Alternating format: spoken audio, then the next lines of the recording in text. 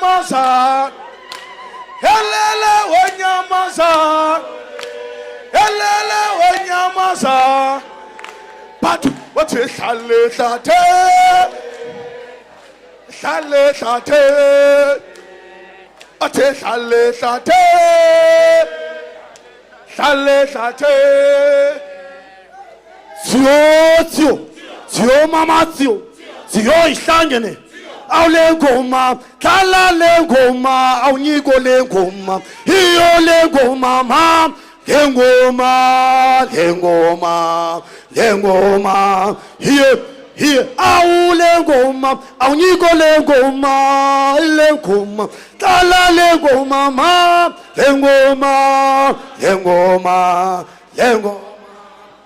ati to mama to mama to eskati shivambu abula mapranchi beningeko eskati shivambu abula mapranchi beningeko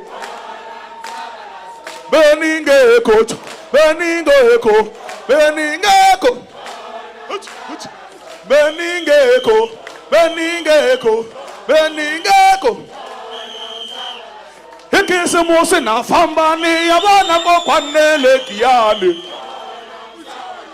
Ikisi musi na fambani yabona ko kwanele ngonese. Logo nefeka bakoma hoko banehlokela. Logo nefeka bakoma hoko banehlokela. Badani sekela hoko bayithala timangale tsanene. Badani sekela hoko bayithala timangale tsanene. Helele helele helele helele helele helele Bari mayaga Awelele Senzene tena Limubani flighty Atomantwena Awelele Retengi rena Liutlawa abasaka Utlawa rena Senzene tena Engakane garaji ngatangi petro Ngiyoshishimihle Kane garaji ngatangi petro Ngiyoshishimihle Ari karao Kale gansi Karao Tio mama tio Oh, ngiti ni socialism. Oh, akuna muntu.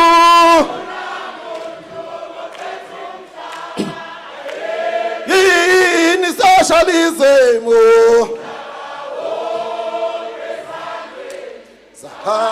Oh, akuna muntu.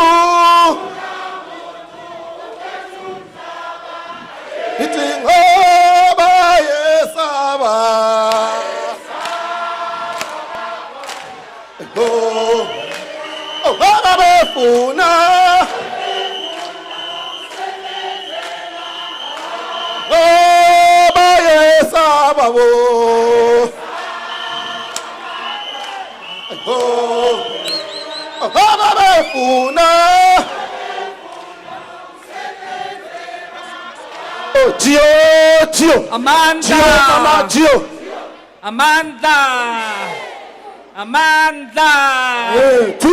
Mayibuye. Afrika. Afrika. Mayibuye. Afrika. Thank you very much, comrades. May I request that we be orderly and seated.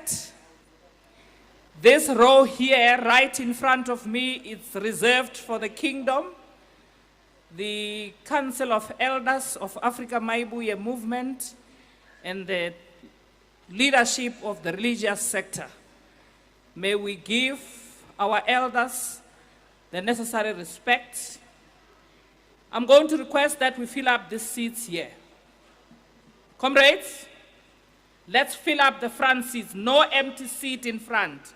Let us do so there, the Eastern Cape. Not even a single seat empty. There's one seat there which is empty. Let's fill up that seat.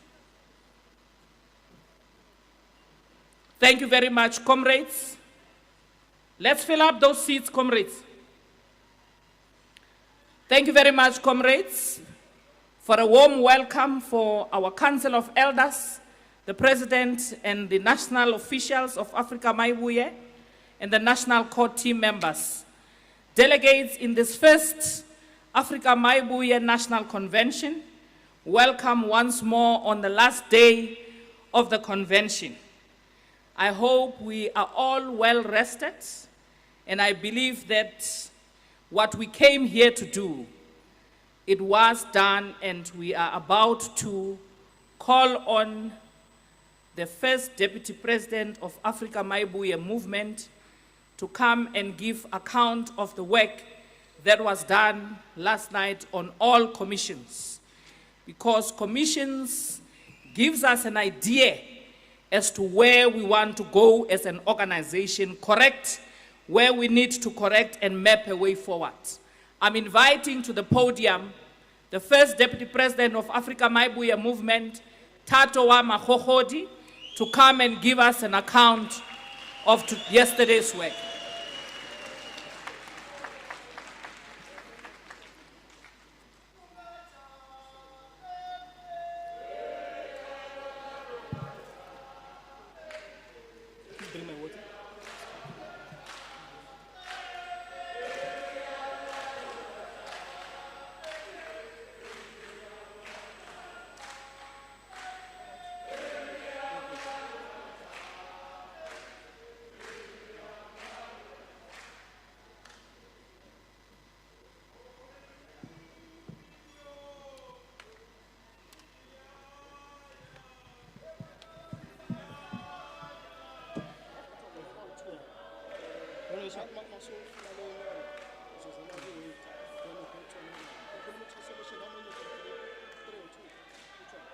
No, it's fine.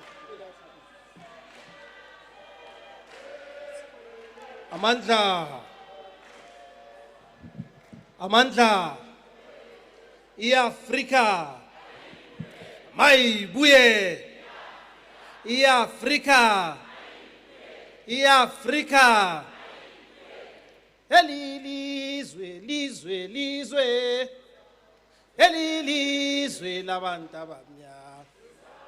Elilizwe, elilizwe labantu abamnyama. Elilizwe labokhokho be. Elilizwe labantu abamnyama. Elilizwe, lizwe. Elilizwe lathengiswa. Elilizwe lakashibambu. Elilizwe labantu abamnyama. Elilizwe lakashaka. Elilizwe lakahinza. Elilizwe lakamantatis. Elilizwe lakangungunya. Elilizwe lakasikhukhut. Elilizwe lakakhosita. Elilizwe lakakhafela. Elilizwe lakalobengula. Elilizwe Thabo. Elilizwe labantu abamnyama. Elilizwe lathengiswa. Elilizwe Mayibuye. Elilizwe, lizwe. Elilizwe labokhokho be. Elilizwe, lizwe. Elilizwe labantu abamnyama. Elilizwe lathengiswa. Elilizwe laphathwa umdlwembe. Elilizwe, lizwe, lizwe. Elilizwe labantu abamnyama. Elilizwe mfoka shiba. Elilizwe Mayibuye. Elilizwe, lizwe, lizwe. Elilizwe labukhukhubi. Elilizwe lathengiswa. Elilizwe labantu abamnyama. Amandla Afrika Mayibuye. Thank you very much. Comrade Chairperson Mabatu Mukausi. Allow me at this point to pass our salutations to the President General and the Generalissimo of the mighty Afrika Mayibuye movement.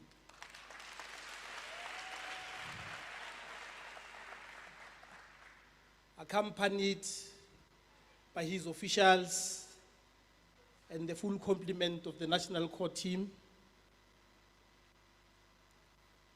the PCTs that are here, the RCTs, the SCTs, our local and international guests,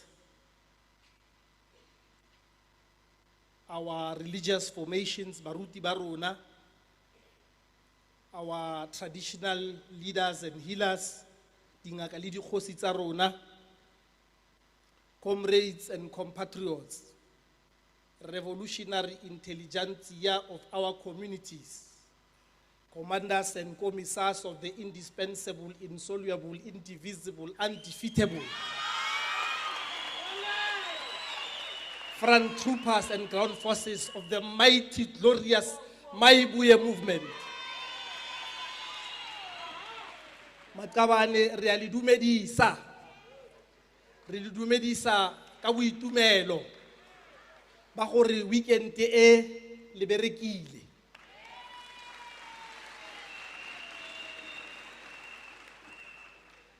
We are at that point towards concluding our conference, comrades, to acknowledge the work that you have done and to give the President a sense as part of the plenary conclusion of this work that was done in commissions yesterday. So what we are going to do, comrades, is that instead of taking individual reports from the commissions, we have decided that in order to save time, we are just going to take one consolidated report from all the commissions.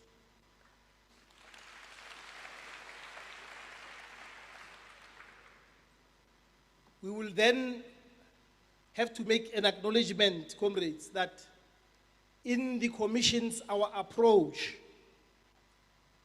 was that we had specific terms of reference, Comrade President. The first part in the terms of reference was responding to the Constitution. The second part was responding to the notes given to say what is it that these commissions must be focused on. The penultimate part was dealing with a response of the commissions to the proposed policy document, which we call Musupatseli. So, comrades, this is how you have structured your reports from the commission. So I am your mirror. I'm simply giving you back what you gave us. And in the end, I will then conclude by just teasing out the ideological character of the movement which is contained in the basic policy document, and then make conclusive remarks about how we are going to tie that at the end to make sure that we have one policy document that is able to reflect a product of your discussions. So let us start. The commission that we will take first is the Local Government Commission.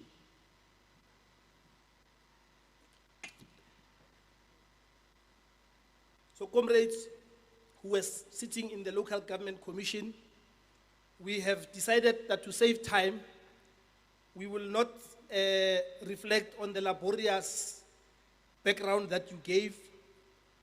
As we will do with other commissions, we will focus only on the resolutions you took.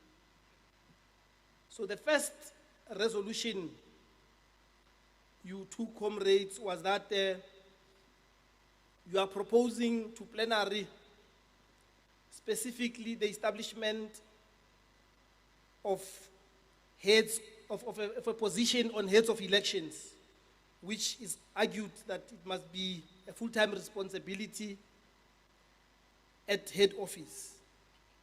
The second thing, which is part of the constitutional discussions that you resolved on, was that you are suggesting that we need to clearly state in the Constitution that Afrika Mayibuye is a legal persona capable of suing and being sued. The third resolution of the Local Government Commission was around this question of democratic centralism. Specifically, you resolved that we need to reaffirm the correct application of the principle of democratic centralism as a foundational principle to our organizational conduct.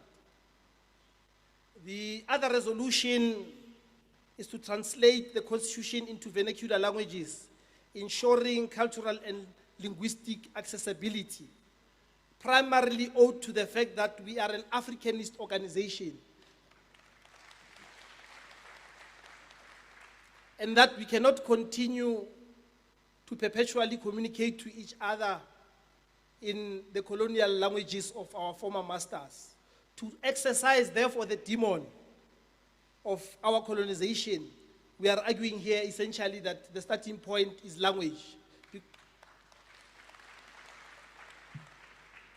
Of course, necessitated by the fact that language is an important conveyor belt of our culture. The other resolution coming out of this commission is the issue of inclusivity and vulnerable groups. Specifically, a proposal here is to insert a co-option clause enabling leadership to ensure representation and inclusion of vulnerable groups. The other proposed insertion is the following: that members must join voluntarily and confirm that they are not members or associates of other political organizations except those explicitly recognized as associates in the terms of the Constitution, Afrika Mayibuye. The other proposal from this commission is to amend the phrase "respect decisions of elected leadership" and replace it with "respect decisions of leadership." The other specific proposal is to affirm that the consultative process shall be a permanent feature of the organization, supported by a dedicated consultative structure. This is in tune with the comments made by the President in his opening address, that at all material times, we must be able to be in touch with each other, but importantly in touch with the masses of our people on the ground, to ensure that whatever decisions we take, particularly the strategic ones, they are in tune with the pulse of the times. The other specific recommendation that came from this commission was to adopt the term of office provisions as proposed in the draft without alteration. The other proposal that came from this commission was to review and consider reducing the number of members required per branch to enable more localized organizing. The other proposal is to ensure clear alignment and synergy between organizational structures and electoral terms. On the issue of quorums and meeting requirements, this commission, comrades, has proposed a specific insertion that says we need to ensure that the Constitution provides unambiguous clarity regarding quorums for all categories of meetings. The commission went further and spoke on a plethora of other issues, and one of these relates to the issue of local government elections. I will not talk to the issues you raised and noting what you think must be the background of these resolutions. I'll go specifically to the resolutions, comrades, in order to save time, because your background is very voluminous. This commission resolved on the issue of ward demarcation and traditional authority alignment, that wards must be demarcated according to the village boundaries and aligned to areas under the stewardship of traditional leaders. The second resolution is the issue of budget allocation and municipal grading. The commission resolved that municipal grading must not determine budget allocation. Instead, allocation must be based on developmental infrastructure needs, prioritizing less developed and historically disadvantaged areas. The other issue that has been deliberated extensively was on the issue of standardization of councillor remuneration. So the resolution of this commission was that all councillors must earn the same remuneration, irrespective of category or grade of municipality, and their salaries must be paid directly to the national fiscus. And I can tell you, comrades, this is a commission that was chaired by the Secretary General. And I know that because he's a communist, I think he was thinking of a classless society here. Integration of budget functions. The commission resolved that budget of national and provincial departments whose functions directly impact communities must be infused into municipalities for localized implementation. The commission also resolved on the issue of abolition of tenders and legislative overall, which issue the president had given the political background to our posture ideologically, to say that we need to develop a state that is developmental and does not operate on tenders. So the commission in this regard spoke to a resolution around rapid internal capacity that must be developed with municipalities to abolish dependency on external tenders, and that there must be a complete overhaul of the MFMA, which is the Municipal Finance Management Act, the Municipal Systems Act, to enable a developmental capacity building and service-based local government model that is able to reflect the kind of local government system that Mayibuye wants in the forward, moving forward, so that it is able to champion the needs of our people. The commission also spoke about the restructuring of state provincial government, and specifically resolved that provincial government must be abolished and replaced by super municipalities. All provincial competencies and resources to be redirected to local government. The local government funding model must be overhauled to favor municipalities as their primary delivery arm of the state, understanding that local government system is at the coal face of service delivery, the very delivery that Mayibuye emphasizes for our people. The commission also spoke to Mayibuye caucuses and the fact that we must have permanent advisory structures to support the policy formulation processes, research and planning, strategic alignment with the organization. The commission spoke to issues around demarcation system reform and specifically resolved that there must be an overhaul of the demarcation system and a restructuring of the demarcation board to include sectors of society currently excluded. The commission also spoke to issues of security and strategic classification and specifically resolved that municipalities must be declared national key points and strictly guarded by the state.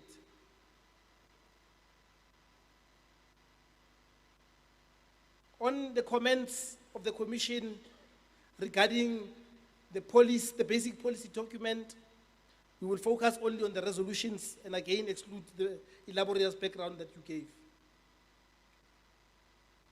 Regarding issues of economic sovereignty and land restoration, the commission spoke on the issue that the movement should pursue a sovereign economic agenda that breaks dependency and builds an internal people-centered economy driven by domestic resource mobilization, industrialization, and state capacity.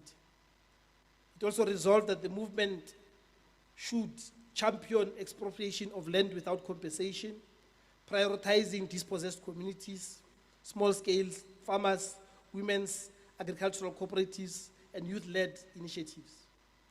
The Commission resolved that the state shall declare minerals, water, and strategic natural resources as a national property managed through the custodianship for the benefit of all citizens. The Commission also resolved on the issue of the Sovereign Wealth Fund, and specifically said it shall be capitalized by a dedicated portion of mineral royalties to ensure intergenerational equity and fund industrial development. On the issue of industrialization and job creation, the Commission specifically proposed that the movement adopts a left-driven industrial strategy, prioritizing import substitution, green manufacturing, re-industrialization of abandoned factory towns, and worker ownership models. The Commission spoke about the National Job Guarantee Program and that it should provide structured employment pathways for the unemployed, especially youth and caregivers, linked to infrastructure, environmental rehabilitation, and community development. The movement should support small-scale farmers and informal traders through investment in infrastructure finance, market access, legal protection against harassment and exploitation. On the issue of social transformation and human development, the Commission proposed that the movement commits to universal access to quality health care, integrating traditional knowledge systems with modern public health architecture. The Commission also came with a resolution that education shall be repositioned as the main instrument of liberation, restoring standards, prioritizing free education, and ensuring full digital access and eliminating dropouts through holistic learner support. The Commission came with a resolution that the movement should pursue a new housing agenda that ends apartheid spatial patterns and replaces mass poverty, housing with dignified, sustainable communities supported by infrastructure, transport, and economic activity. That the movement must also prioritize women, youth, and communities that have disabled people and indigenous communities as central pillars of the National Development Program. On the issue of infrastructure and service delivery, the Commission proposed that the movement adopts a sovereign energy mix which talks to retaining state-led nuclear and clean coal, expanding renewable energy generation under municipal leadership. Comrades, I'm going to skip a few things, Chair, to save time, because it looks like this is longer than what we have budgeted for. And by so saying, I'm moving into the social transformation aspect, which is the commission that was chaired by Deputy President Kamashwaban, and specifically focus on what was resolved on. The first resolution that was resolved on in this commission was on the issue of worker emancipation. This took place under, of course, the discussion of the Constitution. That the movement shall establish a permanent trade union movement aligned to Afrika Mayibuye, not as a labor desk, but a strategic and organic arm of worker leadership and control.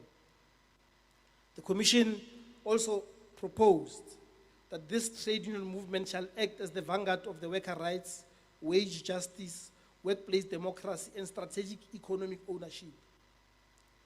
The Commission also reflected on the need to have a relationship between the worker movement and the Afrika Mayibuye movement, which should be defined as a permanent and mutually reinforcing alliance grounded in class struggle and transformation of the economy.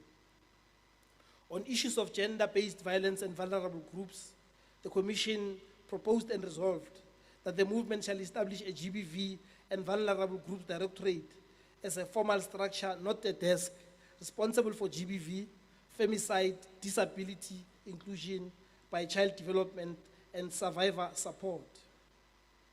And I suppose this is linked to the broad principle that would appear in our policy posture of our disposition to the triple oppression thesis that identifies that women in South Africa are oppressed as both a class, a race, and of course, in gender terms. The other resolution of the Commission spoke to the issue of movement structures, and specifically that the movement shall conduct continuous awareness, education, psychosocial support programs, and campaigns at branch, regional, and provincial level. The Commission responded to the issue of GBV on this matter and said that it should be guided by a psychosocial, cultural, economic, and community-based strategy that addresses both prevention and rehabilitation. On issues of social cohesion and community development, the Commission specifically spoke to the fact that the movement shall establishment of community development centers aligned with CETAs and accredited programs to capacitate youth, unskilled, semi-skilled workers, people with criminal records, and individuals with behavioral challenges. The movement shall mainstream indigenous games, cultural industries, arts, creative literature, African heritage practices to restore identity and nationhood. The Commission also spoke to the fact that the movement should collaborate with NGOs, NPOs, and social assistance platforms that demonstrate community impact, public benefit, rather ethical practice, and alignment with people-centered development. On the issue of black poverty, land, and employment, the Commission spoke to the fact that the movement shall establish a commission of inquiry on black poverty, focusing on landlessness, unemployment, spatial injustice, and intergenerational deprivation.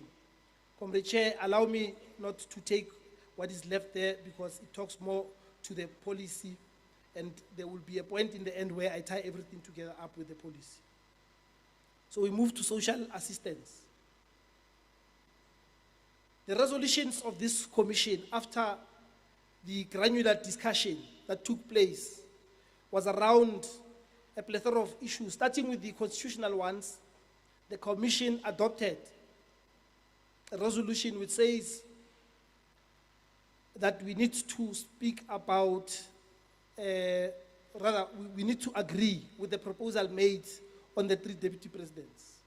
The other resolution of the Commission is that we should resolve that the appointing authority of the movement shall remain unchanged, consistent with the need for organizational stability and coherence.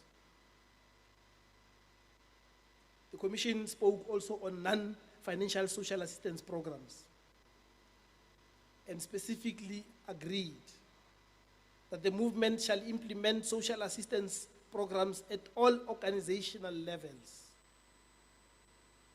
And a few points, therefore, come under that resolution to unpack it. And it says that at what level? There should be school cleaning initiatives to ensure dignity and learning conditions.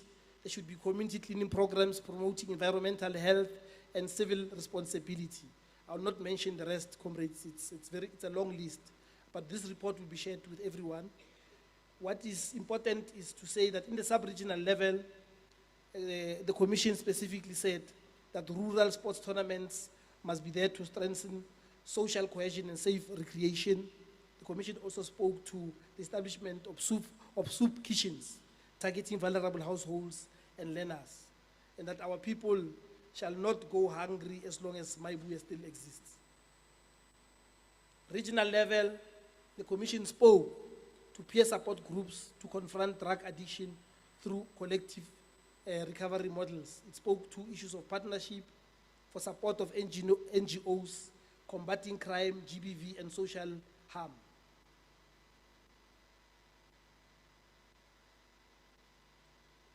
On the issue of the removal of leaders, which is the removal clause, there's a specific formulation that the Commission came with and says that the leadership within the Afrika Mayibuye movement is a position of trust, discipline, accountability, responsibility to the organization and the people it serves. And that the integrity, conduct, and ideological consistency of leaders directly influence organizational credibility, cohesion, and public confidence. And that when leadership fails in duty, breaches ethical standards, or acts contrary to the strategic and political direction of the movement, swift and fair corrective action is necessary. And that a clear, fair, and constitutional consistent process for the removal of leaders is essential to protect the movement's reputation, stability, and long-term mission, so that we don't have to be running around defending things that do not exist. The commission also came with grounds of removal, which speaks to issues of incapacity, incompetence, misconduct in the interest of the movement. And that it said that in the interest of the movement, including but not limited to political misalignment with organizational direction, conduct undermining unity and cohesion, statements or actions causing reputational damage to the movement. So there's an entire formulation, therefore, to clarify how the removal process will be engendered, which includes issues of initiation, notification, the inquiry team, the hearing, the findings, the endorsement, and the ratification process. I will not give you the granular details.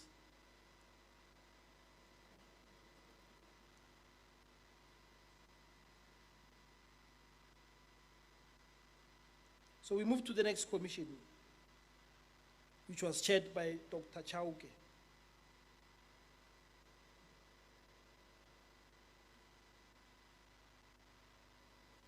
We will, as a matter of consistency, jump the voluminous background that you gave us, comrades, and go specifically to the resolutions.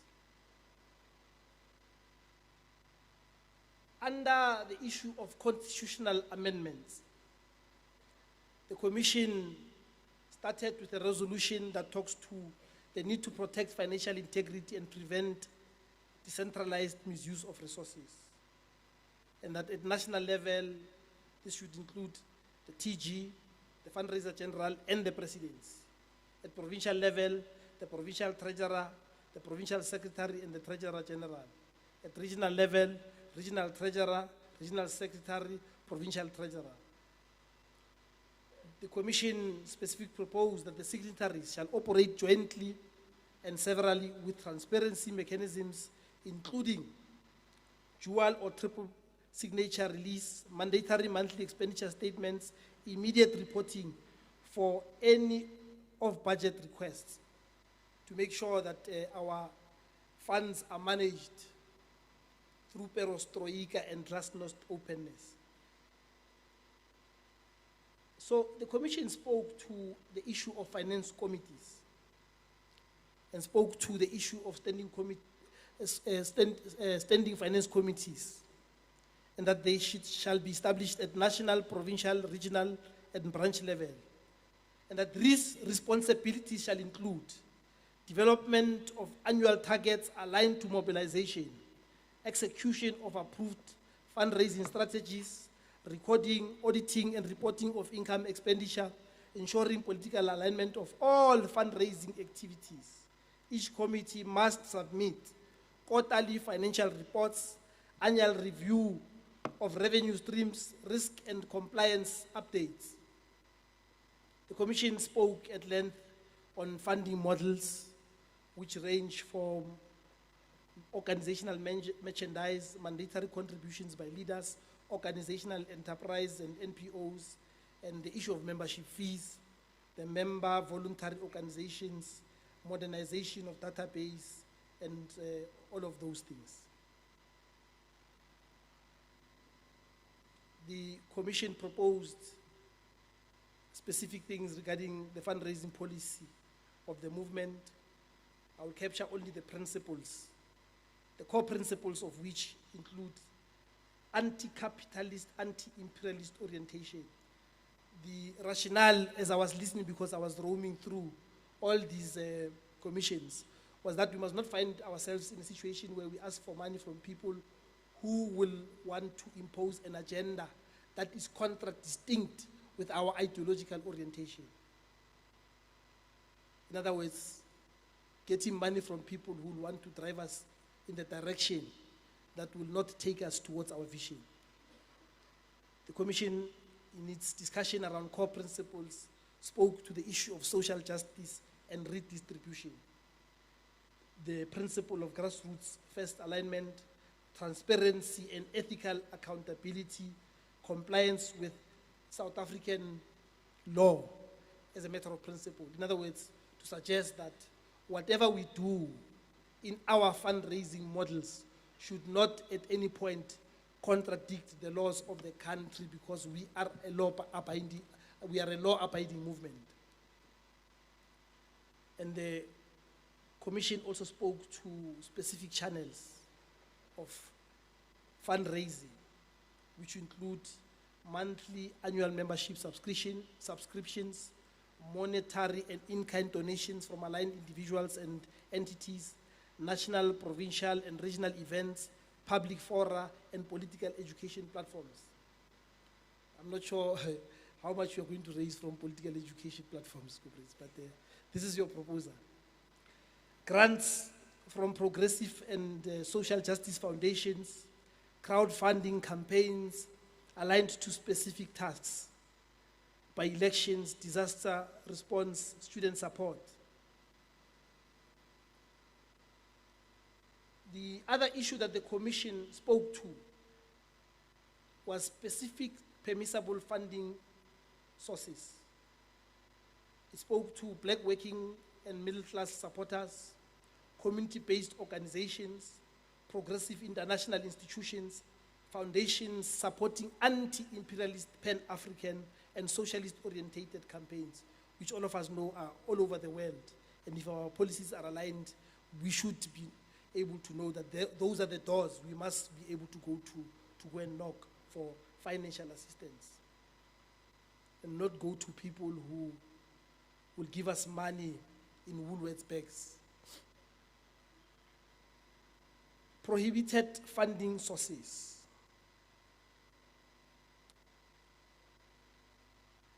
The first one is Kat Matlala. I just wanted to check whether you are asleep. The movement shall not solicit nor accept corporate donations. This is the proposal. State departments, agencies, or state-owned entities, organizations whose priorities conflict with the values of the movement, entities that attempt policy influence through funding. This prohibition is central to protecting the revolution from capture. Because we know that these other organizations that exist in South Africa are getting money from all these sources. That is why they are unable to stand boldly in terms of the policies they pronounce, and end up working with the same organizations that fund, for instance, right-wing organizations. That is why it is easy for them to get into the GNU with some of these right-wing organizations and not feel embarrassed that they are, in real terms, sabotaging what they claim to be a commitment to the National Democratic Revolution. So in terms of fund management, we see specific proposals there which talk to the fundraiser general as the primary custodian. The Commission also proposes the fundraising management team which shall execute approved plans. The Commission also spoke to funds to reflect the priorities of the movement. The Commission specifically resolved that quarterly financial reports are mandatory and binding. The Commission spoke to ad hoc reporting, and that this may be required during campaigns.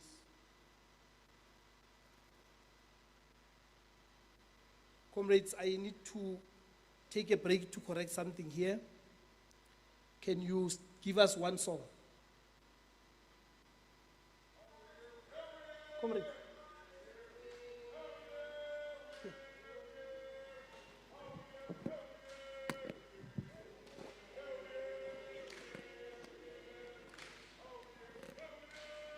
Comrades, the suggestion was that you must not go out. Comrades, don't go out, please. Remain in the hall and sing.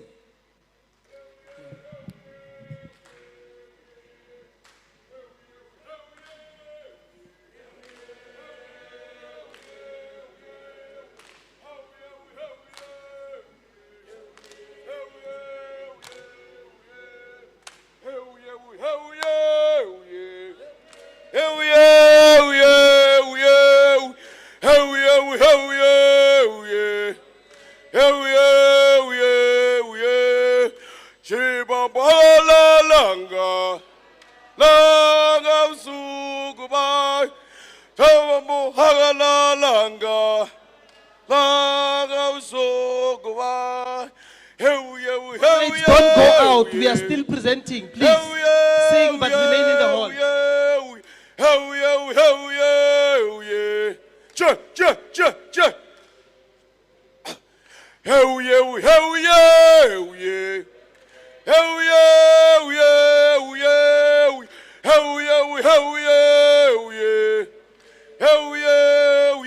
Sing along.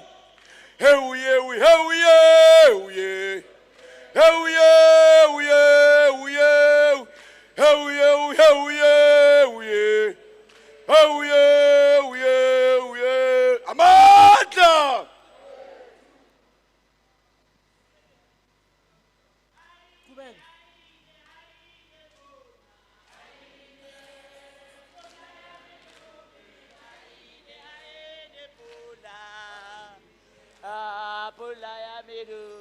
Hayene pula.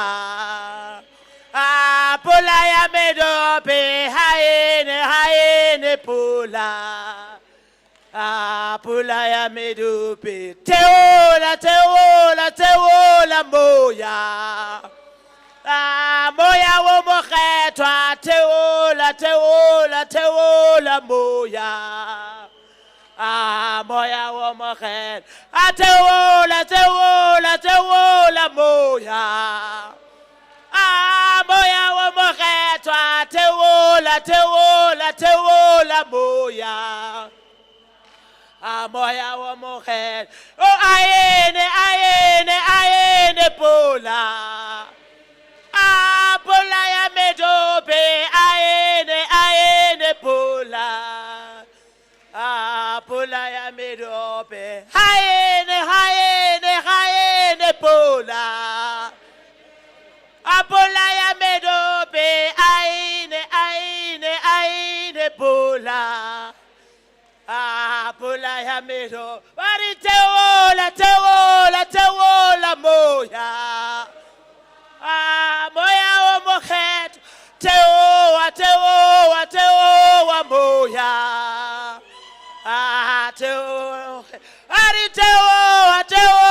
Teola moya.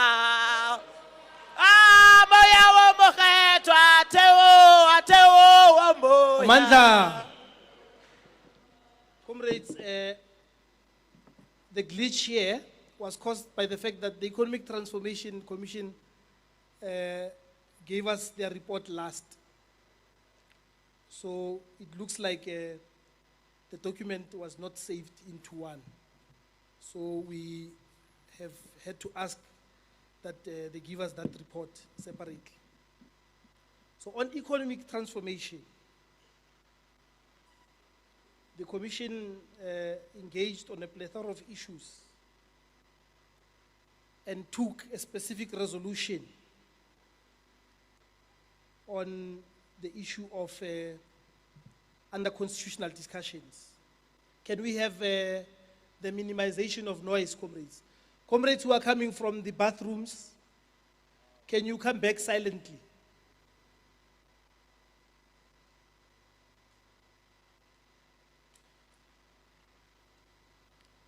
So there was also engagement in this commission, comrades, on the issue of a resolution on one uniform term of office.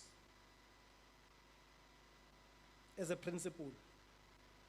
The Commission also spoke to, in other words, they are saying that the proposal made to differentiate the terms of office according to structures, in the view of this Commission, is not correct, and that we must have one, which is a 5 fixed-year term for all structures from region, from rather national, province, region, and of course the sub-regions.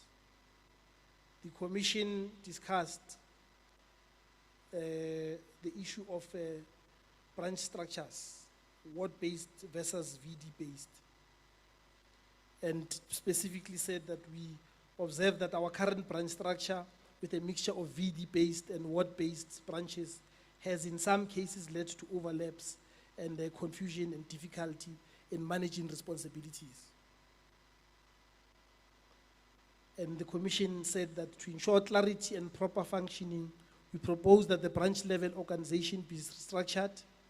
The Commission proposed that in provinces or areas where it is appropriate, branches should be organized on ward-based basis and otherwise structured flexibly to suit local contributions, where existing VD branches shall remain under their boundaries, and reporting lines must be clearly defined to avoid conflicts. The Commission spoke to the issue of a resolution on clarifying the role of the third president, and said that we recognize that the position of third president within Mayibuye, currently held by comrades such as Comrade Mahlaba, does not have a clearly defined mandate in our constitution and rules, that this ambiguity undermines accountability and may lead to overlapping duties. The Commission therefore proposes that the role of the third president be clearly defined with responsibility for disciplinary matters within the organization, and that all duties, limits, and reporting lines should be agreed and documented. The Commission spoke to the resolution on official national name of the movement. The Commission said that for the sake of unity, clarity, and legal recognition and outward identity, they propose that at this conference, which is a convention, we formally adopt and ratify a single official national name for the Mayibuye national officials, the name that was proposed of a Politburo in terms of the formulation that Comrade Tumelo gave. The Commission spoke to the issue of separation of political leadership and operational management. The Commission also spoke to the issue of establishing a permanent working committee for day-to-day operations. You'll note, comrades, that these resolutions, of course, commission by commission, are not the same, which is a plenary matter in terms of what we are deciding. On this specific commission, there was a specific proposal made that we observed that the Mayibuye lacks a clearly defined body responsible for the daily operations, coordination, follow-ups, and implementation of decisions. This leads to delays and inefficiency. Therefore, we propose the creation of a working committee that will handle day-to-day operations and coordinate between departments and leadership structures, implement decisions of the Politburo, and ensure continuity of work between major meetings. On the issue of establishing a worker desk for labor and worker community, the Commission says we recognize that many of our members are workers, formal, informal, EPWP laborers whose needs and concerns are not sufficiently represented in the current structure. So to address this gap, we propose establishing a workers desk as a recognized unit within Mayibuye. This desk will operate with national, regional, and sub-regional levels, focusing on worker rights, organizing workers, advocacy, and linking with broader Mayibuye programs. So you would note, comrades, that this is different from what the other commissions were saying. So we can lift it as a plenary issue to resolve on what seems to be the consensus perspective. So on the issue of membership size and sustainable membership modeling, the Commission resolved on the following, that we acknowledge that having very large branch membership, which is for example, 200 members per branch, makes active participation, decision-making, and daily functioning difficult. Meetings may struggle to reach quorum. And as they were discussing this, Comrade President, I was moving through the commissions and I had the motivation here to say, in all these other organizations that exist in South Africa, there are no real branches. And the reason why there are no real branches is that they've got this high quorum. And in all the conferences that they are forced to rig because they are unable to attract members. And therefore, the proposal here is that we need to take the expectation on membership down. And therefore, we propose adopting a sustainable membership model to keep a core active membership.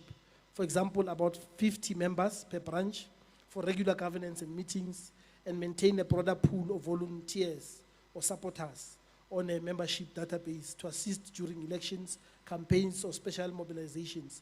This balance allows branches to remain manageable, active, and responsive. I am just a messenger. Blame me not for the message. A resolution of branch membership size, resolution on formal procedure for reshuffling, reconstitution committee, and officers. The Commission spoke about formalizing of restructuring procedures for committees and offices, and specifically proposed that the Constitution or internal rules be amended to include a formal procedure for initiating, discussing, and approving restructuring and reshuffles, including who can propose how the discussion happens.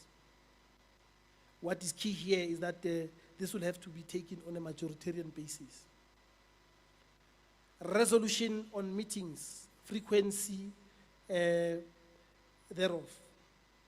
The Commission spoke about the need to improve participation and inclusivity, and therefore proposed that reducing the number of mandatory physical meetings and institutionalizing the option of virtual meetings, especially for national, provincial, or interprovincial structures. And that meeting schedules should balance accountability, participation, and practicality. Rules regarding quorum, attendance, and decision-making in virtual meetings should be defined. The Commission spoke to a resolution on simplifying top leadership, limiting number of presidents. The Commission went further and spoke to matters regarding the policy around economic sovereignty and industrialization. On the issue of local economic protection and ownership, the Commission spoke to the fact that the state must protect local economies by reserving simple entry-level economic activities for South Africans, including local retail, spaza shops, and small-scale activities.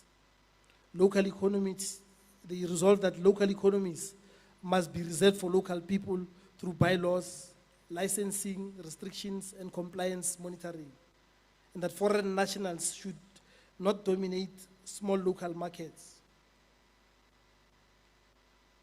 The Commission spoke to the issue of industrialization, rural economies, and SME development, and specifically resolved that industrialization of key sectors to grow rural township economies supported by tax incentives and tax holidays, targeted industrial infrastructure, and so forth and stuff like that. Promote SMMEs, cooperatives, village banks, and township banks, ensuring that they serve as a backbone of localized economic growth. Oppose the franchising and mall-driven remodeling of township and rural areas which kill SMMEs. Promote local food manufacturing and retail supply chains instead.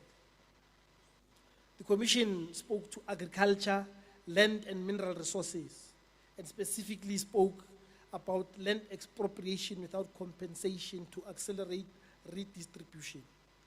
The Commission spoke about the need to fast-track access to mineral, water, and land use licenses for black producers.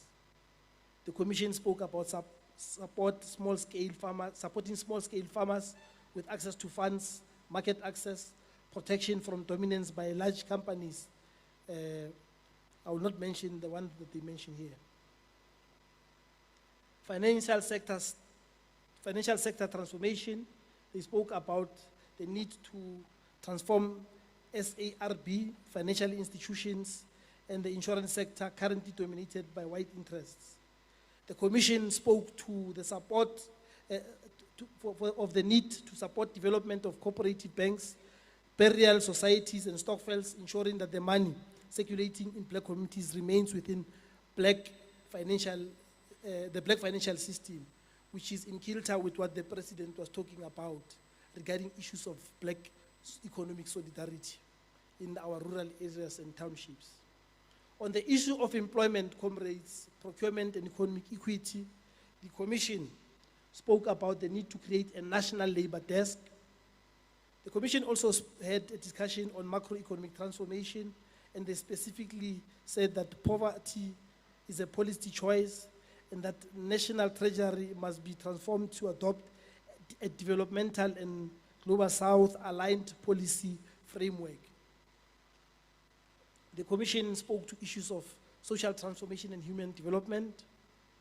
The Commission agreed that we should resolve that we need to establish a Black Poverty Commission to study, monitor, and address the structural drivers of poverty in black communities, in line with what the President has proposed.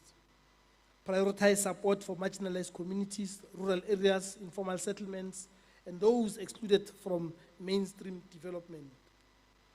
The Commission spoke on issues of education and skills development, and specifically recommended that procurement-linked funding for university students to expand access to higher education.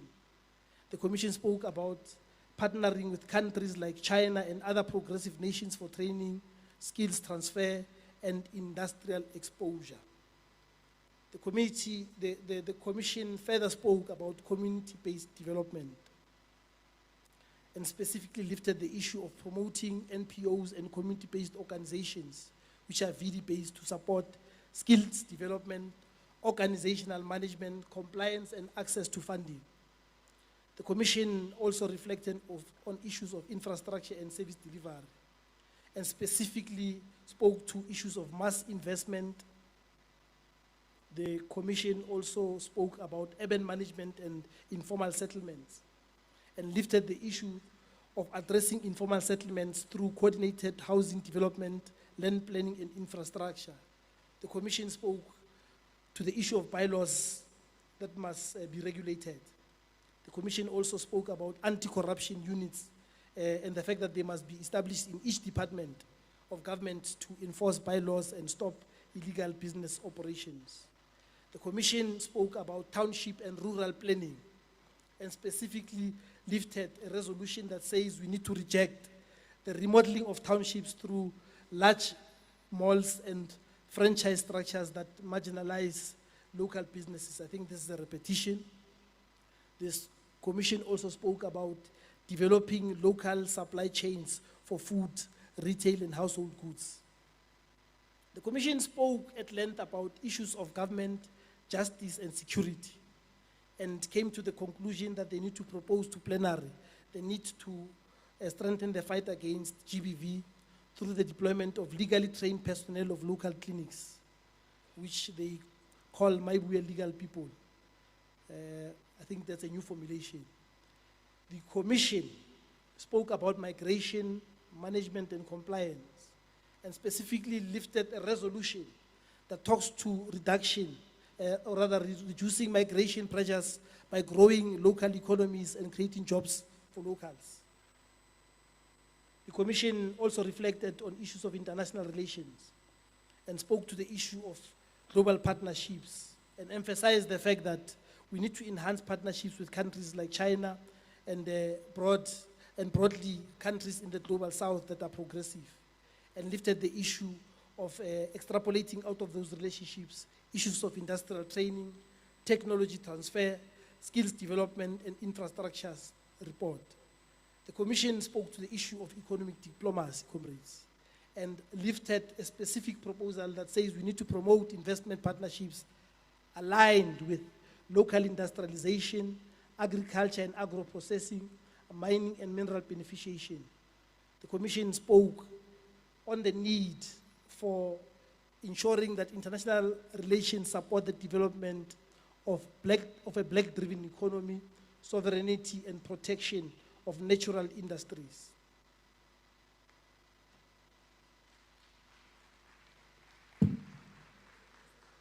So that is what has come out of the commissions.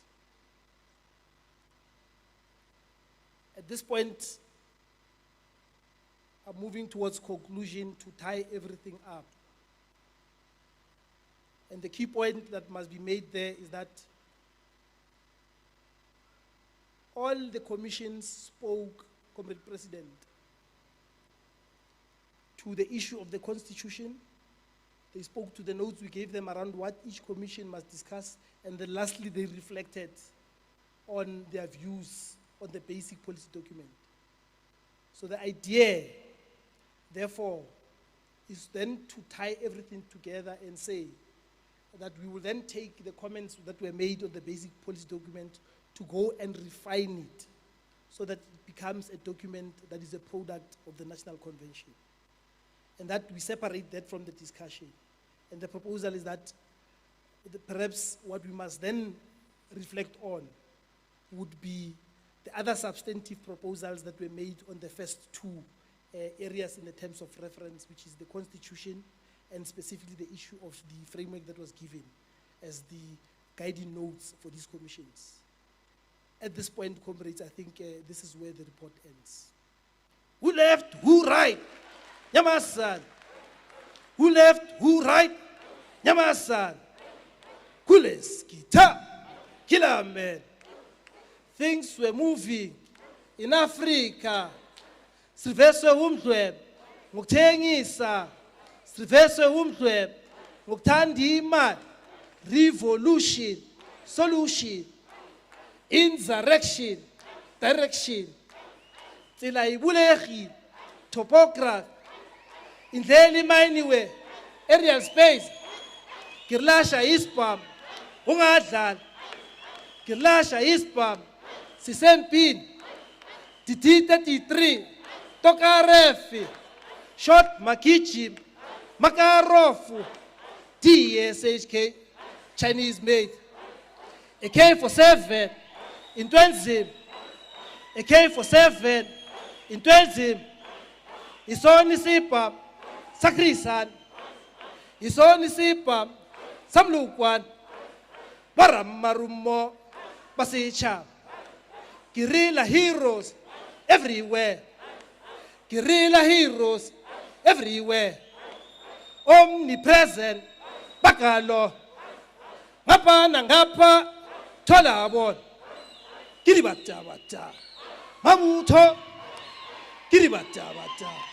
Subkonto, Michael Jackson, Anangon, Eshai Moonwalk, Sikichi, Margaret Thatcher, Begaloy, Queen Elizabeth, Besimzon, imperialism, program like, colonialism, project like, Tina Singaban, Bagashbam, Tina Singaban, Bagashbam. Who left, who right? Nyamasan. Kules Kita, killer man. Kwame Nkuru, ideologue. Malimo Nyerer, Uchama. Tina Simasoch, Gashibam. Kirilisim, Nyamasan. Mayibuye Afrika, Islangan. Mayibuye Afrika, Ibumban. Attention!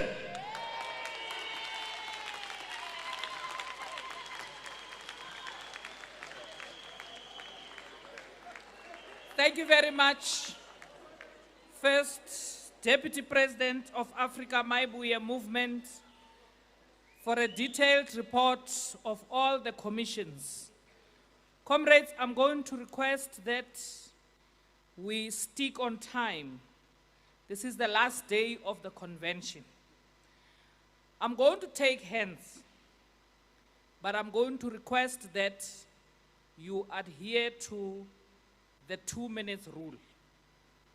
Let us not fight over time. 2 minutes. But we are taking hands on additions on the commissions only. And then issues of the Constitution, we will deal with them after a detailed report back of the Constitution. So when we rise, let's stick on the Commission's reports. Are we together, comrades? Thank you. Mayibuye! Afrika! Mayibuye! Afrika! I'm going to request that we be assisted with the roving mics. How many mics do we have on the floor? I'm counting 1. Where's the other mic? Yes. There are standing mics here. And there's another roving mic there. Can I note hands here, comrades? I'm noting hands this side, right? Number 1, number 2 on a cap, number 3 here. Let's move towards the microphone. I've noted 3 hands this side. Let's move towards the microphone. Yes, let's come. No, let's move to the microphone. This microphone. Over to you, comrades. Yes, let's line up here, comrades. Just hold on. I've noted 3 hands here. Come, comrades, to this microphone. Thank you. Over to you, comrade. Thank you very much, Comrade Chair. I just want to speak on one item that I think was omitted. From the name, the surname, the province you're coming from, and the region you're representing. I'm from Limpopo, Capricorn region. My name is James Monk. I'm from Polokwane, Ward 21. Without much ado, Chair, I just want to speak on the aspect of economic transformation. One, on the issue of reaffirming and confirming that as a socialist movement, we want to move for progressive tax system as a policy that will then guide and reaffirm our position.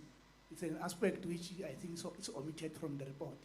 And also deal with the issues of ensuring that both the issue of the Reserve Bank to be nationalized, because it's something that is funding expression, but it has to be emphasized and be confirmed as per the Commission discussion. Thanks very much. Thank you very much. Comrades, I'm missing 2 other comrades. Yes, thank you. Thank you, comrade. My name is Comrade Walker from Gauteng, West Rand, chairperson of Mohale sub-region. My point is regard to 2 points that were raised yesterday. We'd like to have a further clarity in terms of the digital defense battalion policy, together with the policy on digital currency and blockchain policy, that will be able to assist Mayibuye in terms of fundraising, rather than us going out there and getting fundraising or getting support or getting monies from those who are totally opposite to our principles, opposite to our policies. Thank you so much. Thank you very much, comrades. Let's stick to the time. I'm Thamsan Maskele from Ward 27, Machabele Joliputso District Municipality, Free State Province.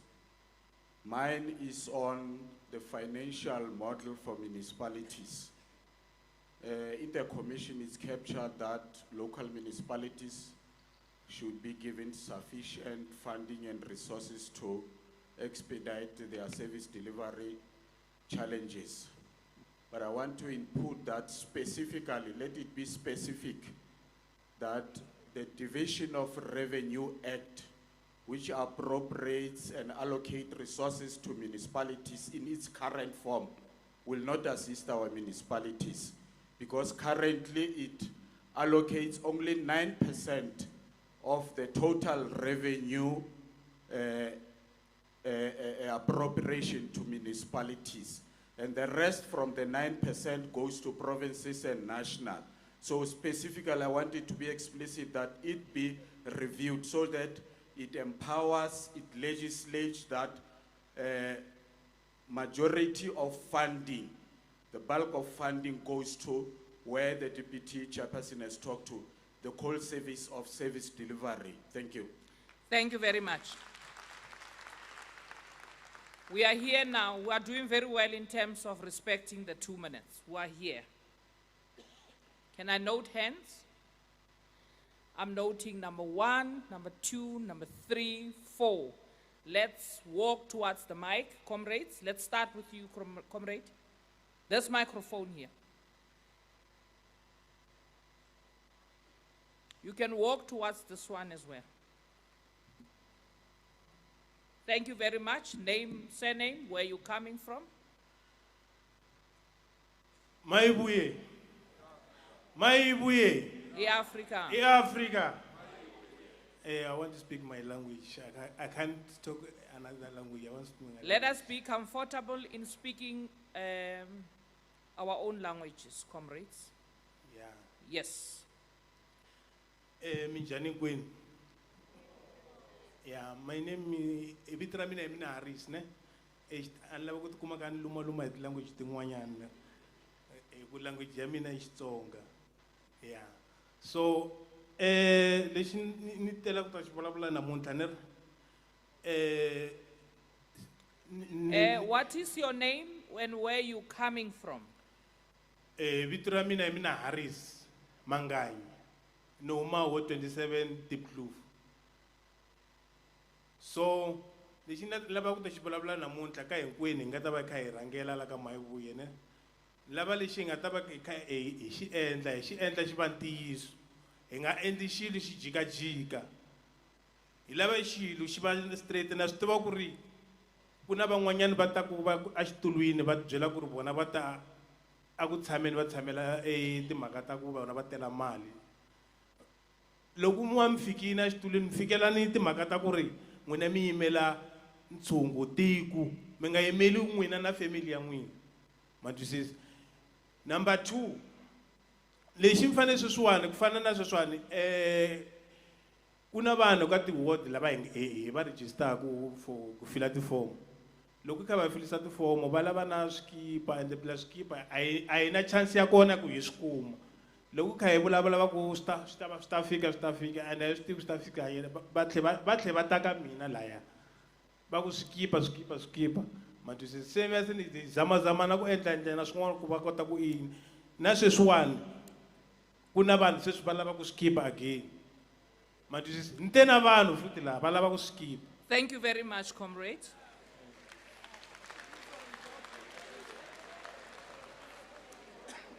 Thank you, comrades. Let us be orderly. Let us be orderly. Let us stick to the topic of the reports on commission. Anything that has been omitted, comrades, let's do those additions. Thank you very much. I apologize about my voice. Clearly we've been singing. 2 minutes. Thank you very much. My name is Nico Progress Mpangane, Dr. KK Region, JB Max Municipality, Ward 17. I want to comment on the point of local government in action. I think the SG yesterday might have forgotten this one of communication as a separate component, because for us to win the elections, we need communication, because communication is not only the spokesperson. Communication needs to have different components. So my submission is that let us also have communication in our local government so that we can be able to populate the message, same as today. So if we don't have communication, I think we're going to struggle there and there. Thank you. Thank you very much. Mayibuye. Thank you very much. This is Romeo Machila from Northwest JB Max, Ward 14.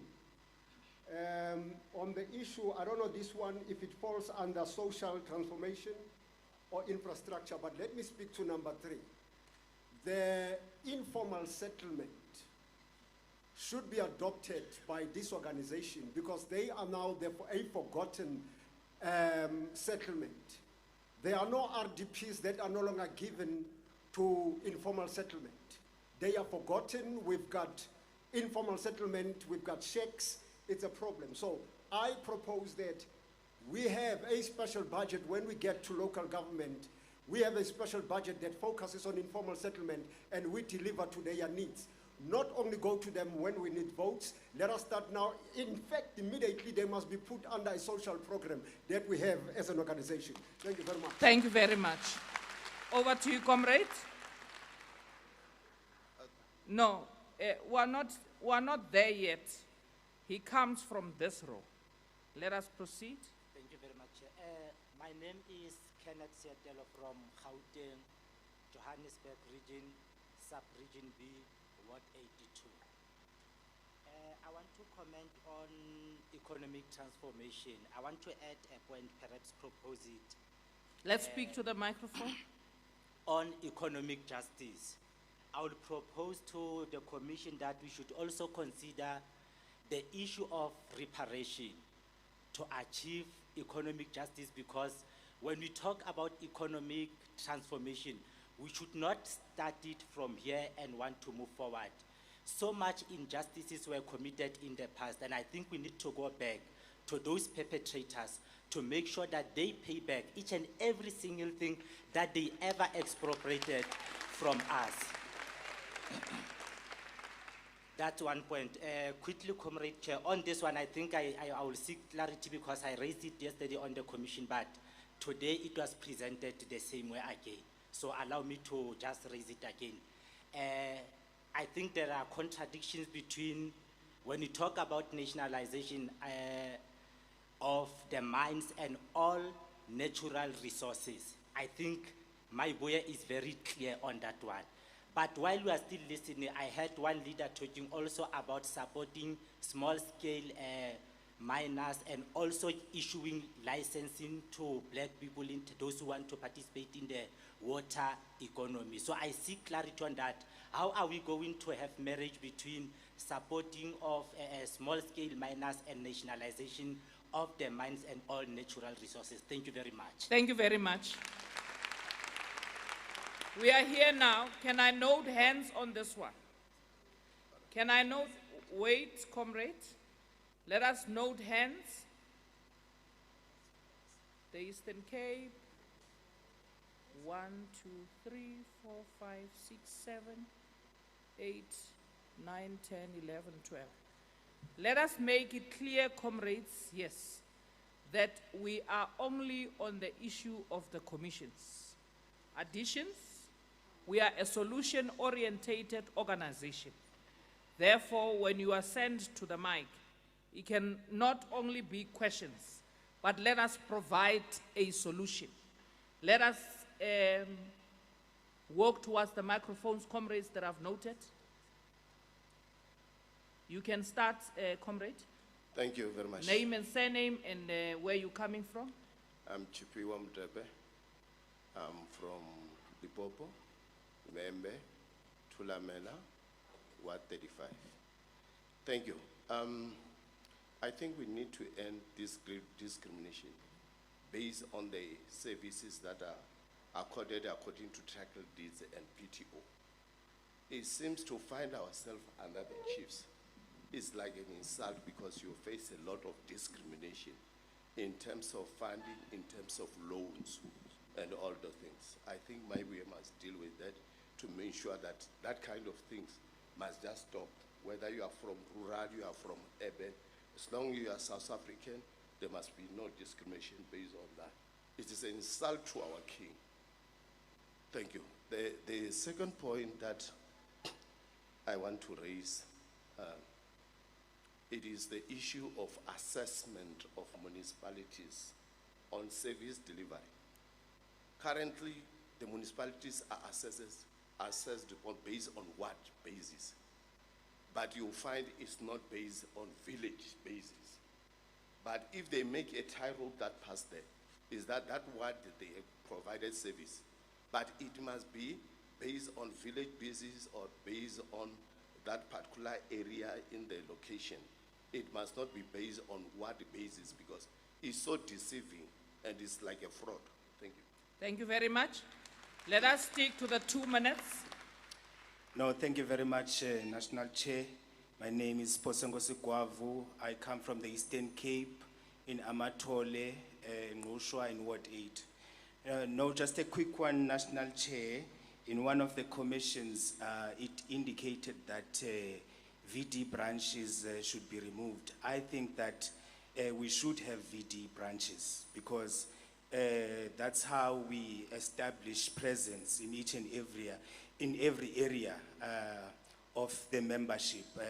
One thing that I could say is that maybe there must be a proportional membership. So if there's a big VD with a higher number of voters, then the membership required there might be higher. Then if there's a smaller VD, we can have a proportional membership which would be lower, rather than just not having VD branches at all. And the reduction of membership as well, National Chair, I don't think that is wise, because history has proven that the number of membership that you'd have in a ward would most likely equal the number of voters that would vote in that ward. So I don't think that we should reduce the membership. It should remain at 200. Thank you, National Chair. Thank you.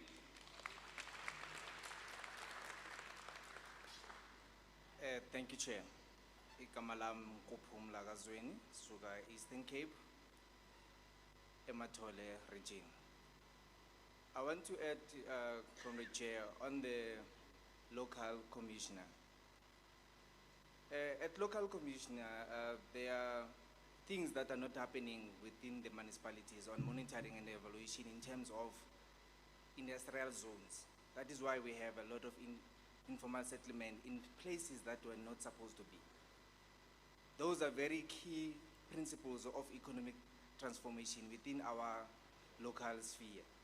So if, as in Mayibuye, we are able to monitor those places and guide our people accordingly, not to just to sit on places of economic transformation for development in 12 economic sectors, that will assist them on skills development and other issues that are there within our municipality. Thank you, Chair. Thank you very much. Let's proceed.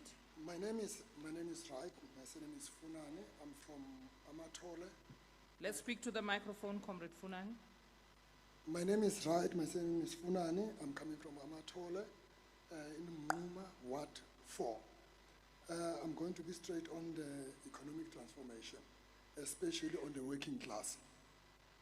The first thing that we need to do as Afrika Mayibuye to bring a change to the workers in South Africa, we need not to leave the private sector to do whatever they want, because presently all those who are working in private sector, they will tell you that there's a difference entry level from blacks, coloreds, Indians and whites. So Afrika Mayibuye must focus on that to ensure that everyone that is in the working environment, especially in private sector, is taken care of, and there are processes and procedures that are followed, especially based on race. The second one, especially on transformation as well, labor brokers. Labor brokers are one of the things that is really killing South Africa, which is we really need to make sure that most of the people who are labor brokers, they don't benefit on anything. Afrika Mayibuye must not talk about them, but it must abolish them so that people can get the money, or they must get the salaries and security on their jobs. Thank you, comrades. Bye-bye. Thank you very much.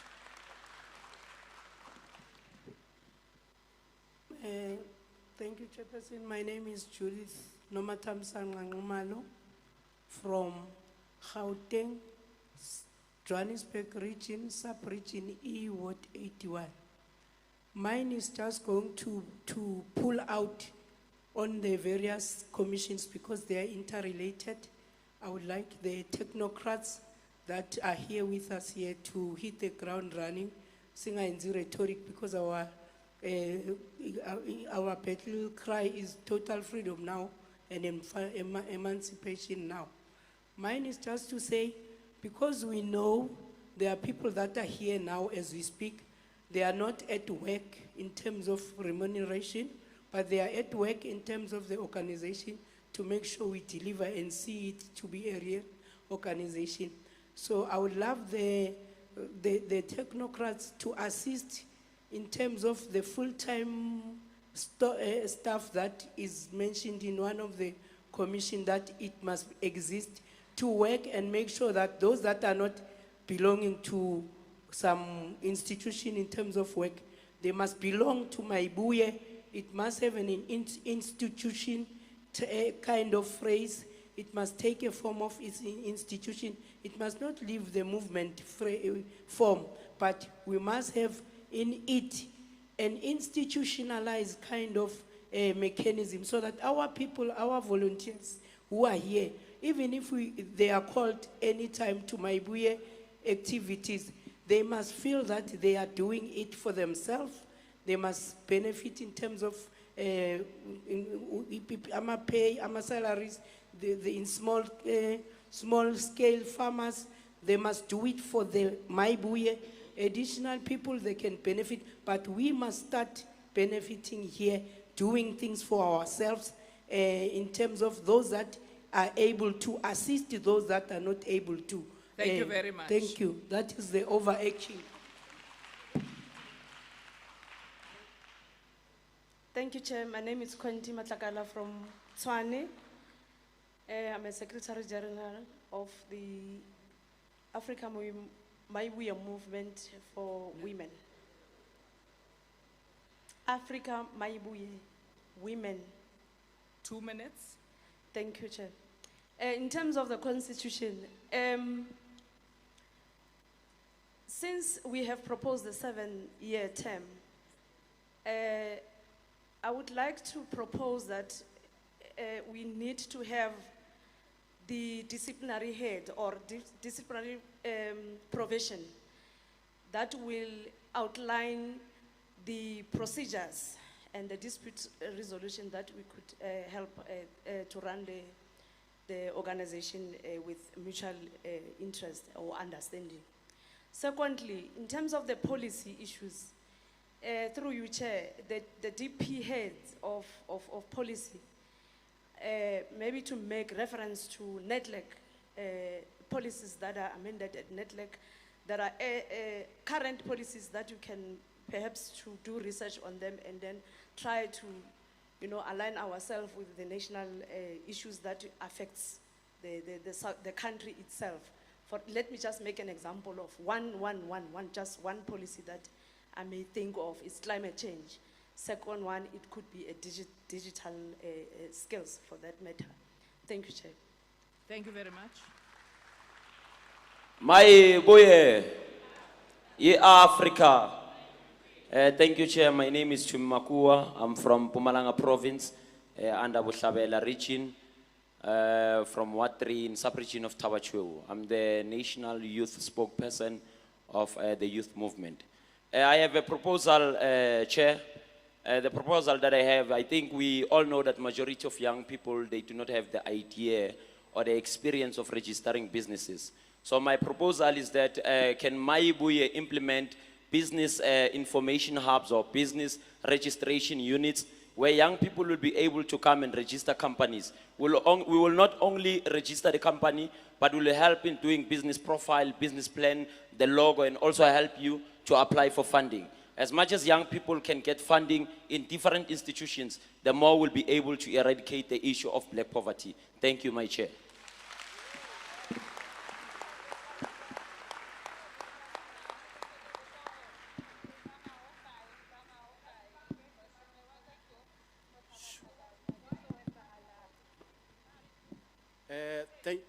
Thank you, Chair.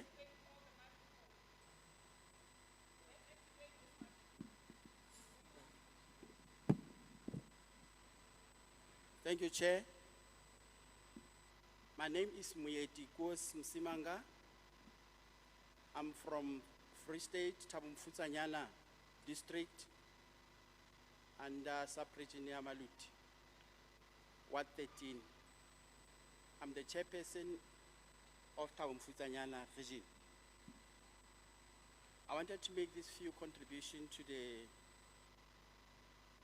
commissions, especially the one that's talk about revolution or fundraising for the revolutioner, and also for economic development or transformation.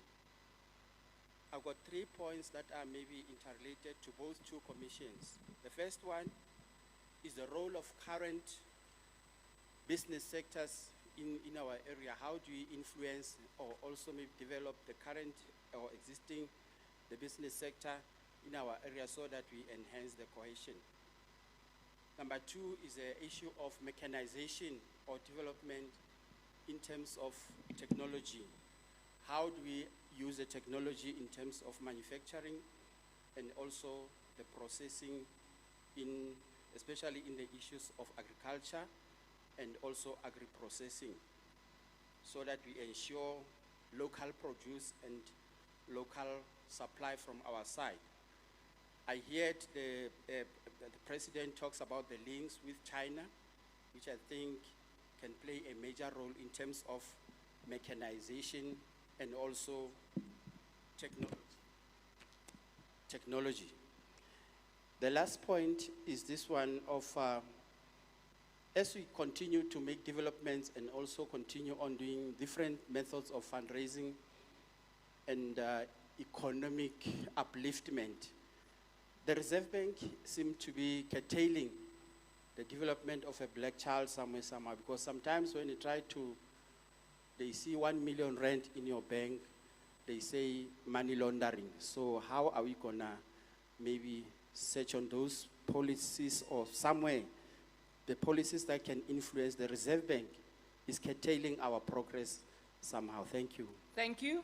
Let's stick to the 2 minutes. Thank you, Chair. My name is Temelani Mbete and I'm from Region 4 in Swane, Gauteng. Just hold on. There were only 4 comrades there. I don't know why is the queue increasing there. Let's stick to the 2 minutes. Okay, thank you, Chair. I'm just going to touch base on the issue of township economy, because we know that we have 523 townships in South Africa, but we don't control the township economy. So we have the likes of let me just use the word called Charlie, or maybe the African brothers, like normally we call them Abu Charlie. So they've taken over our townships in terms of controlling, and they're not adding value in terms of giving back to our community. My question is, how is Mayibuye going to assist those small business people just to take over the control of our township economy? The second question is, we do have minerals like in South Africa, but we also don't control them. Normally, let's say, for example, we do have like your golds and your diamonds, but then we don't refine them. We just export them and then they sold them back to us with a higher price. So how are we going to maybe also take control, over them? Thank you very much. Comrades, we need to come up with proposals, not questions. Let's give solutions. Over to you, comrade, 2 minutes. Thank you very much, Chair. My name is Tebogo Bogosi, Northwest PCT member, Dr. Rutsi Khomutsi Mompati region, Kagisano Molopo sub-region, Ward 11, Hamonchunyani village. Chair, I want to speak to the local government commission. Point number 1 is that we need to have a policy on lifestyle, particularly at the level of political members at the local municipality. Not as something that will be requested as and when it is necessary, but we need to have a policy to deal with the question of councillors who are corrupt at the level of a municipality. That's point number 1. Number 2, Chair, we need to find a way in order to manage the demarcation board. Currently, Chair, we've got members of ANC only at those local, demarcation boards. We need to find a way as to whether we can find independent, capable individuals who can manage that particular institution, so that there is fairness in terms of allocating wards and so on. There is a challenge of wards in municipalities when it comes to service delivery. Thirdly, Chair, local government is the government nearest to the people. But when you look at how it deals with land restitution, it is nowhere part of that particular process. For an example, when you make a claim of a particular land, you go to the person who signs at local municipality level is the chief of that particular area. And then from there, it jumps the local municipality, it goes to province. And I think there is something that needs to be done in order for the government closer to the people to can take part in that particular process. Thank you very much. Thank you. Let's stick to the 2 minutes rule, comrades. Chairperson, Vitoramina I Bonwise Mafumo from Limpopo, Bembe. Let's speak to the microphone. Vitoramina I Bonwise Mafumo from Limpopo, Bembe, Mabambe, what the 20 under Kunis Chabani municipality. So, Chairperson, my point is want to start on the issue of membership. We're an organization because we have members. And we can't be an organization which we reduce ourselves to be an organization of 50 members per branch. We did consultation processes and people agreed across the country to say, wow, are available to come and affiliate with the movement. So at least, Chairperson, 100 membership we can do so that we don't have an issue of having 200 members or 250 membership and those people don't come to the venue during meetings as it was raised by the commission. But then also, one of the issues, it must be that there must be special branches such as where institutions of higher learning are located. Those branches, the membership can be stretched maybe to 150, because also the people also in that particular region, they are men, or that particular place, they are men. Another thing, Chairperson, is to charge on the issue of youth. We're speaking about the unemployment youth and unemployable youth as a country. It's a problem to say, currently here, when we're going to local government election, we must be having people, not to be disrespectful or otherwise, we can't be having people who are 80 years old, 90 years old, contesting, unless otherwise if they're having particular skills, former principals, former members who are serving in particular position, at least those people who can then be able to say they can be able to lead, but then we must have an age cap to say in this movement, regionally, who are serving in the municipality or the likes, they must be having a particular age, there must be a particular age limit so that we can be able, because my grandmother at home there, she can't be able to come with policies. I know my grandmother. What she knows is to speak about Time up. members. Thank you. Over to you, comrades. Your 2 minutes has started. Afternoon, Chair. Mine is simple, Chairman. I'm Pumelelo Kabane from Gauteng, sub-region D. Mine is simple, Chair. As ex-convict, I'm speaking on behalf of ex-convicts. There's no political party that welcome ex-convicts, National Chair. So I would humble request that as a Mayibuye, please welcome us on board as ex-convicts so that we also participate in the economy. There's no one here who is not affected. Family home, there's an ex-convict. And those people, we have skills, we are educated from prison, but we go out of prison, we can't even find jobs here. But we have the skill. So mine is simple that as Mayibuye, please recognize us as ex-convicts. Khawulile, as Chigi. Thank you very much. The second last. My name is Sibusiso Mhlanga from Mpumalanga, Ehlanzeni Nkomazi sub-region, the incoming speaker on the municipality under Mayibuye. Pata Mayibuye, Pata. Comrades, yesterday we had a very great session with the SG.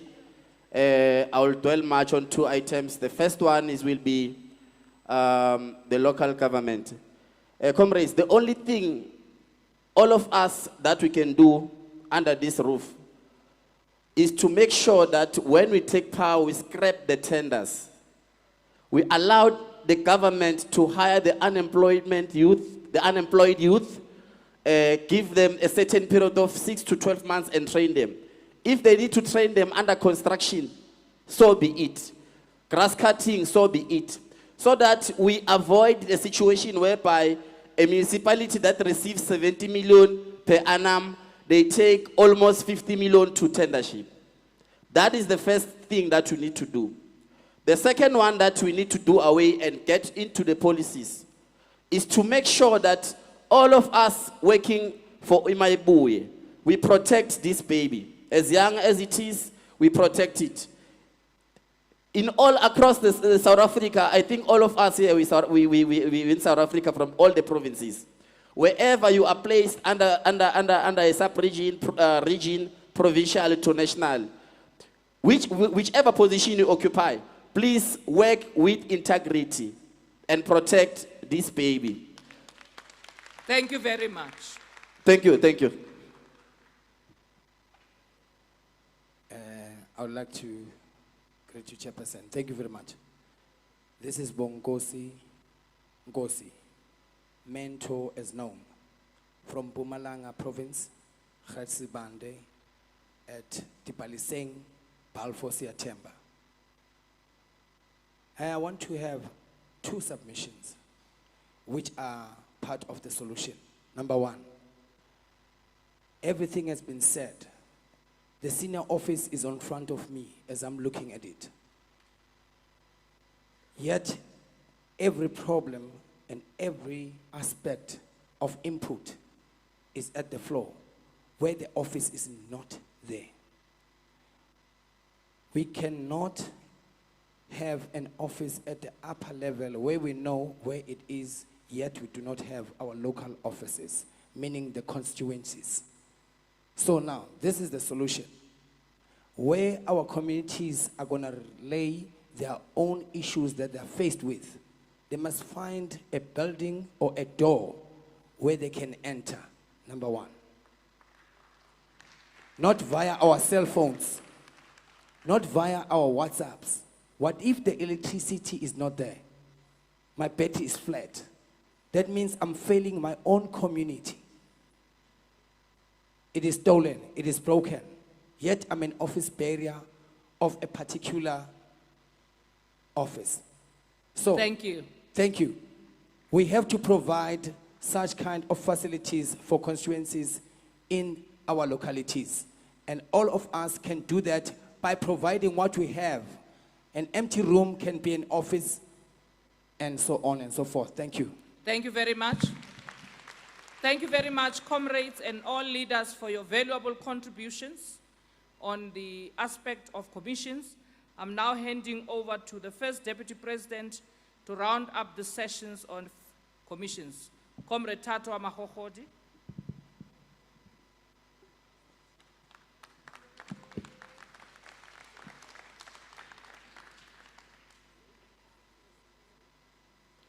Good afternoon once more, comrades. The first thing I must confirm is that I'm happy there are comrades who spoke in their languages.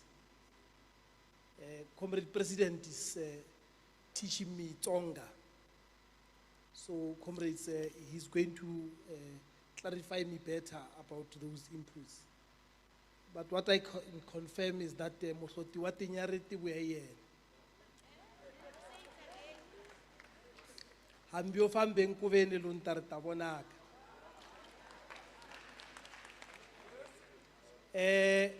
Comrade Chair, I think we can agree that we have had the inputs. And the issue of the consolidation team is to go back and incorporate these inputs according to their various compartments. In other words, the comments that are related to the Constitution will be compartmentalized under that. The comments that are related to the policy, basic policy document, will be incorporated under that. So that we do not get into a debate about who said what and who does not agree with what. So my proposal is that we agree towards adopting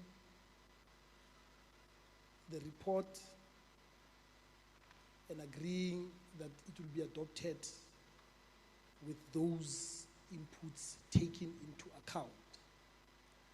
Alive to the fact that we would have to ensure that we reconcile everything and make sure that we are able to deal with the contradictions in terms of the submissions in kilter with the basic policy documents that are in line with the Restoration Manifesto and the principles that appear in our constitution. That is my submission. Thank you very much. Thank you very much, First Deputy President of Afrika Mayibuye Movement, Comrade Tatwa Mahohodi, for the sterling job last night. It clearly shows that we came here as a collective of Afrika Mayibuye from all 9 provinces, disciplined. We have seen how the commissions were well represented and deliberations were going on. Let's give each other a round of applause. I'm now going to note hands to adopt this report with all the amendment made. I'm going to note the hands this side and this side. There's a hand there. Here's a microphone. Let's assist each other there.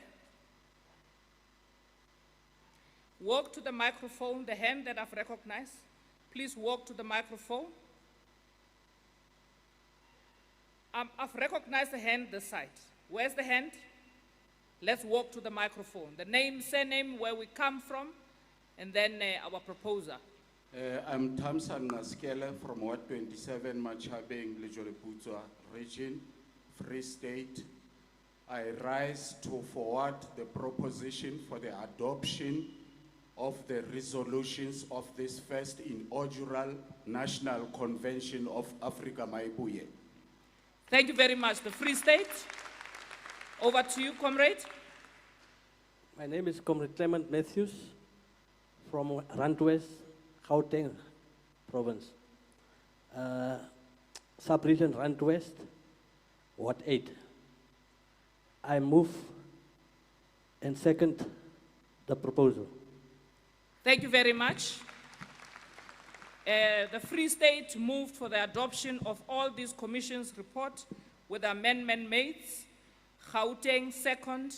Therefore, this report is duly adopted. Thank you very much. I'm now going to call upon Comrade Tumelo Mlangeni, the head of political education within the Afrika Mayibuye movement, to come and give a summary of the work done in respect of the Afrika Mayibuye Constitution. Comrade Tumelo. Amandla, Matla, Manda, Matima.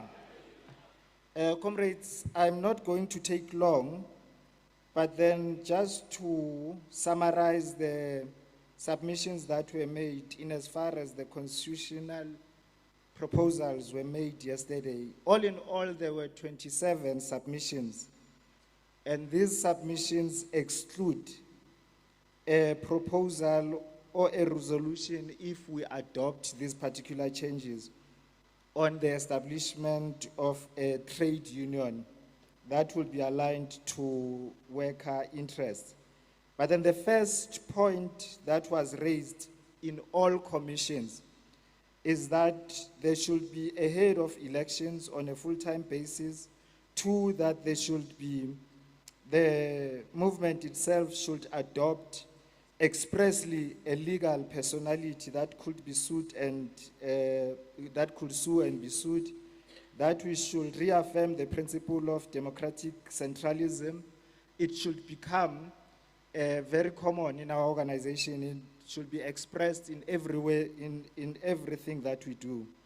That the constitution should be accessible in all the languages, that we should establish a Politburo, that the leadership structure is proposed with 3 deputy presidents should be reaffirmed, and the responsibilities that were proposed yesterday be included, that a co-option clause should be inserted in between the appointments of the structures, that membership, the following clause shall be inserted.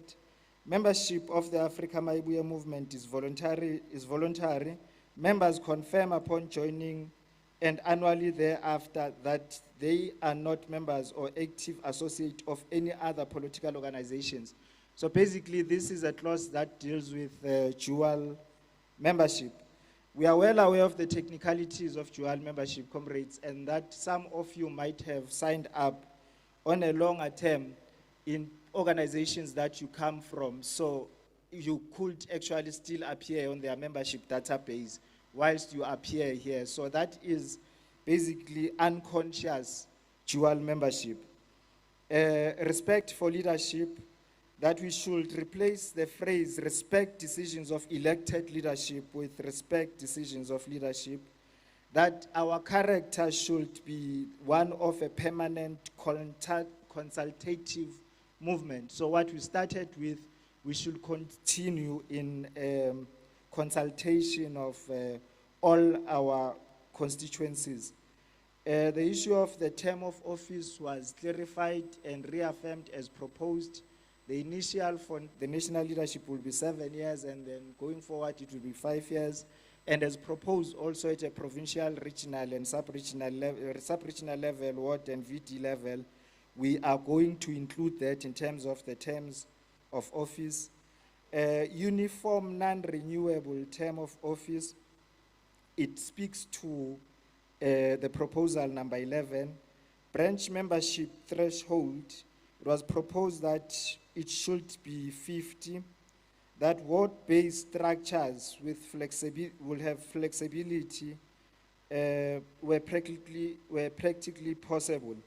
That there should be signage and subordination between structures and electoral terms.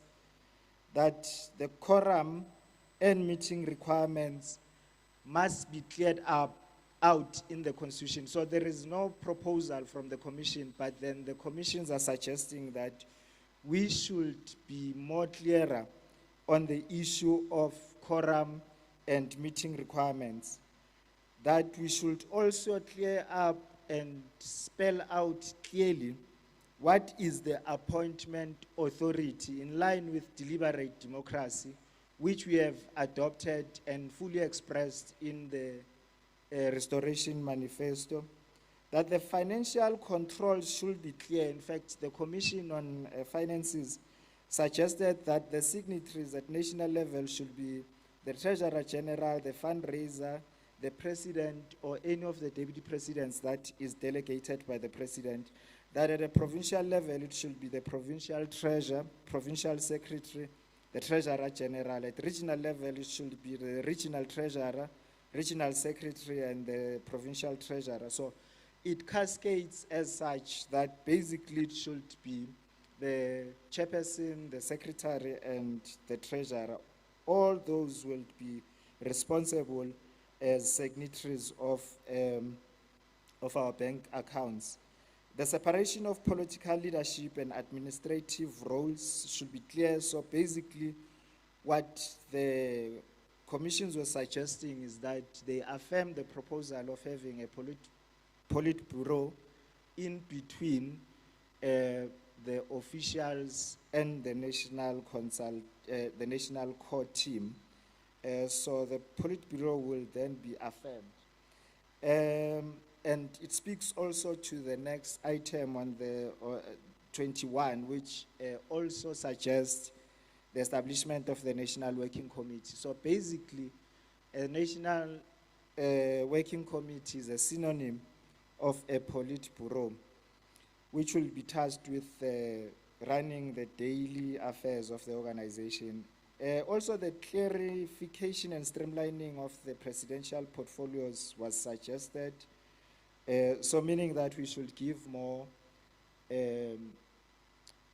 substance into the responsibilities of each of the deputy presidents. That we should establish a workers' desk. This then dovetails with the call for the establishment of a trade union. and then the modalities will then be applied to by the National Working Committee or the Politburo. The meeting frequency and mode should be clarified. Formal procedures of reshuffling should be clarified, and it should also be transparent. The membership, the issue of membership being open to the to Africans and those of African ancestry and those in the diaspora was also requested that we should be able to make more clarity on that. In terms of removal of structures, now the suggestion was that the grounds, the removal of leadership from structures, I mean, that one, there should be grounds, and these grounds should either be incapacity or incompetence or misconduct or in the interest of the movement, including but not limited to matters related to political alignment, ideological consistency, and reputational harm. So those were the four grounds that were suggested, and that there should be stages. First, it should be initiated by establishing an initiation structure that will then facilitate the process, and there should be a notification of the comrade that would then be affected, and we should have a constitutional inquiry team that will facilitate hearing and make findings, and those particular findings should be submitted to that particular authority which the affected person will belong to, and then the hearing will be done, and notification will be done, and ratification will be done by the SG. Comrades, basically those were suggestions, and as I mentioned, these are over and above worker emancipation and trade union alignment deliberations that we have. At this point, Comrade Chair, because all commissions are covered in this particular submission, I don't think that, because it will really be tautology to again rehash what we've already discussed yesterday. So we will take these particular submissions, and then they will find expression in the constitution, but then Chair will direct in terms of adoption and so forth. Thank you very much. Amandla. Thank you very much, Comrade Tumelo, Head of Political Education in Afrika Mayibuye Movement. I'm now handing over to the Secretary General, Comrade Lazola Ndamase, to make few reflections. SG.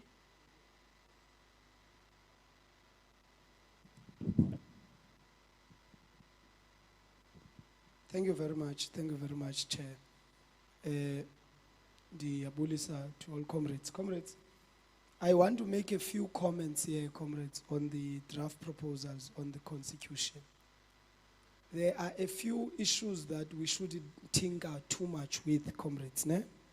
Shouldn't tamper too much with them because they are extremely important to the life of the organization, particularly at this very early stage. And one of those is with regards to the total number that each branch must have. Because the total number of members that each branch must have, if you tamper with it and take it below 200, it's going to impede the presence of the organization at such an early stage. You can't be worried about quorums and other things, comrades, so early in the organization. The most important thing is that the organization must have presence and must be able to be seen and felt in almost every corner of the country. Now, we've already been able to do it already. We have sub-regional structures. So with branches, we must be much more careful, comrades. Let's not tamper with that area. Even the area with VDs, let's not tamper with it, comrades. Otherwise, we will be limiting our organization terribly. Thank you.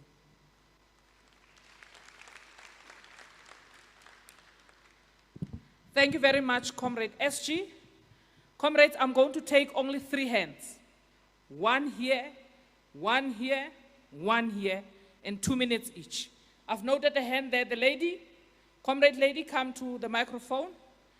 The one hand here, come to the microphone. Whoever arrives, speak. I've noted the hand this side. Can you come forth to the microphone? There's a lady with the sunglasses on the forehead. That is a lady that I've noted. Only one. Yes, that is the hand that I've noted here. Only one. One. Okay. Briefly, 2 minutes. Mandla, I want to express myself. Ke tlo bua ka language ya ka. A re bue hore re tswa ko kae? Re bo mang? My name is Lucia Kutama from Eguruleni Central Sub-Region, Ward 42. I'm an RCT member. I don't think we need to be worried about our membership because people are there. And kaofela rona re boletse but re lebetse batho ba important ba leng on drugs, our youth. So if we can help that youth gore ba boe ba phele e tlo ba baetapele ba rona ba kaosana. Ke thabela hore ko Mayibuye re na le medics. Ne ke na le kgopelo comrade president. Medics ya rona ha e etse plan. Everything e re tlo e dirang e ka se kgone gore e tswele pele because se ra sinkile youth ya rona sa ifa di drugs. Gore South Africa is ka tswela pele. Mayibuye, please, bushang maphelo a bana ba rena. South Africa e kgone ho phela, re bane le tsela o re ya kae. But at this present moment, re ka bana le jona dilo mara bana ba rona ba di rekisha. Ba rona ba senya South Africa. Ba thuba di roboto ba etsa everything. A re starteng mo tshwantseng re thome teng. Then re na le South Africa e tswelang pele. Ra leboga. Thank you. Greetings to the leadership. All protocol observed. La Imega Aleni. My name is Andrew Kanyi, commonly known as AK47. Wakusuka ka Malamlele, ka Usmados, what 23. Leshin lava kushikombela, it is that we need to know that people of South Africa are tired with what is happening. So we can't reduce the number of membership to 50. It will be laziness according to my view. Itaba ekhaelola akutira. Loko la kufikelela kibono shaban ba Africa, ba South Africa in at large, is to understand that people are tired. So when we sit and just thinking correct, only 50 people should be obtaining the structures and whatsoever. Itaba erna bulolo Xitsonga xiri loko banjana inkombe ipfimba xikosi. Thank you very much. Mayibuye, I could see that you did not, you actually did not point it at me, but... Oh, I'm so sorry. Let's proceed, Mama. Yes. I need to emphasize this because I've got a fact. Hence, I'm saying I come by force here, but a respectful force. As the incoming chairperson of this province, Yes. Mama, my name is Madi Maloga from Mamelodi, the capital city of Pretoria. I am from Gauteng and I'm from Pretoria, the capital city of Gauteng, and I'm also from Mamelodi, the capital city of Pretoria. I see all what is happening here and all what has been said by every leader around this arena today. But I just want to make a point here. Nothing. Mr. President, but I need to say one thing, Mr. President. The only weapon which is going to defeat all what has been said in this room is vote. It's a vote. If you don't have votes or if you don't have numbers at home and if you don't work the ground, you are not going to achieve. Otherwise, this conference will be declared null and void, according to me. Because we came here with a mission. Wait. I'm coming, go next door, let them give you 50 rand to go buy bread and milk. I'm here with a mission. Because hengadula go high. Kannela or lena borotho, you won't get bread for the next coming 5 years. I need this man. I need this man to be the next coming president of South Africa. And then I've got the reason for that. I've got the reason and I've got the mission to say that. I had a dream. I was never recruited. I was recruited by my ancestors. I had a dream and they said to me, go to Mayibuye. I don't want to say a lot. I don't want to say much because most of us here won't understand where I come from and where am I going. I will just give a hint of saying, let us look after this man. He is definitely going to be the president of this country. Mayibuye. Mayibuye. Mayibuye. This is the incoming chairperson of Gauteng province by force. Yabo mama. And I've got that character. Thank you very much. Lastly, chairperson, with due respect. Thank you. I've got that character. If you lead me and then you don't lead me, I'm going to lead you. If you fail to manage, if you fail to manage me as a leader, I've got a policy that will manage you. I don't want to say much, President. Thank you, Mr. President. We are looking after you. Thank you. And we'll pray hard for my dreams to become true. Thank you.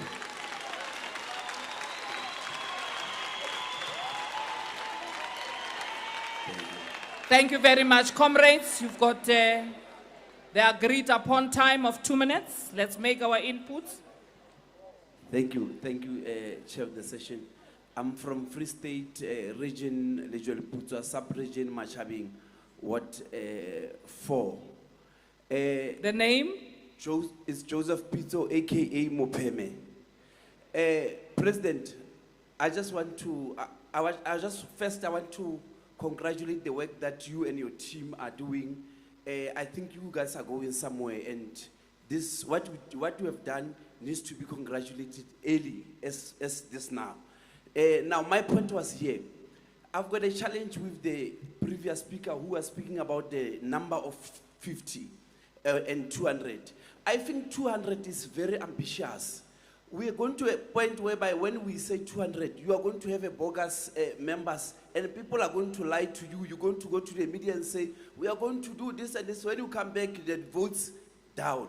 I think we need to say, we need to have 3 categories of membership, where we say this is the membership, which is the quality, and the second one, which is the supporters, where there's 100 and 200, and it doesn't matter. And then we have a normal voters as fans, so that we may keep quality. Because you remember that when we're in the meeting, we deliberate and we debate. People, they lose interest, they go, they leave us there. So those who are activists and like to debate, they need to have that 50 members, and the other ones will be supporters and fans, just like soccer. Thank you very much. Thank you very much. The last 2 hands this side. Yes, at the microphone, you can start. Consolidated leadership, Kalibizo ke Tlawanelo Diholo, Western Cape Province, Cape Metro Region, Zone 4, Ward 44. Comrade Chair, I just want to make 2 submissions. And one is toward the Constitution. Comrade Chair, there are people who are threatening us with resignations from leadership, and they are holding the organization hostage. I'd like to propose that in the Constitution, there must be, even if it's a clause or a line, that clearly states that anyone who threatens the organization with a resignation must be immediately removed, without any proper procedures being followed, because these people are taking us backward. Again, leadership, we must not be shy. Yes, we don't want to create a cult organization, but we can't have people who are not organizational, who are not disciplined, who don't have organizational discipline. There was someone who was working with the president there. Every time the camera goes to that person, the person is on the phone, but the president is busy speaking. We go to churches, some of us, and I can assure you, and Pastor Zondo is here to attest. Every time a pastor speaks, you will never see us going up and down. But we are looking at you, national leadership there. Every time the president is speaking, some of you are going up and down, and that stage is too long. Some of you, we don't know where you are going. So I would like to plead, please, leadership, we need to have organizational discipline. Thank you We very will not much. go anywhere without discipline. Thank you. Thank you. Over to you, comrade. Thank you very much, Chairperson. Igama uThembelani wakantuli owaziwa ngegama likaNkandla. Ngiqhamuka kwaZulu Natal ngaphansi kweregion iKing Cetshwayo region. Ward 4 eNkandla sub-region. Chairperson, ngizocela ukubingelela nje bonke abaholi, our national officials led by our president. Ngibingelela abaholi bazo zonke inhlaka ze-Afrika Mayibuye movement, women's, youth and students. Ngibingelele abaholi bendabuko kanye nababamandla kaNkulunkulu. Ngiyabonga. Chair, ngisacela can we have maybe an attention of the House to page 30 of our Constitution, the section that deals with affiliate membership? Leadership, I have noted that it says in a summary, we allow an affiliation membership to any organization or affiliation with a minimum of 300 members upward. I wish to state that that must remain. But going to page 39, under the composition of National Core Team, there was a clause which was already there, which deals with the representation of affiliate membership, but it was specific to a particular organization or a union. So leadership, I think we can, I submit that let's scrap that clause out from the Constitution and at least replace it with the clause that suggests that the representation of affiliate members in accordance with the guidelines adopted by the national officials. Two, leadership, I wish to also submit that that clause, if it appears there under the composition of the national officials, it should also appear under the provincial composition, provincial core team composition, regional composition, and sub-regional. Why? Because I want to propose that the minimum of 300 that is mentioned there of the members, and also the point that says in accordance with the guidelines, suggesting that the leadership will develop guidelines. I want to suggest that at least the leadership must look at the geographical spread and of that organization or the footprint. If it's a national, it has a national footprint. As we conclude. Yes, then it qualifies to sit in the national committee. If it's provincial, then it's based on based on the what you call the Thank number. you very much. Thank you. Thank you very much, comrades, for your valuable contribution on the aspects of the Constitution of Afrika Mayibuye movement. At this point in time, comrades, we are going to welcome a leader who has traveled this road with us from the consultation process, which started in June.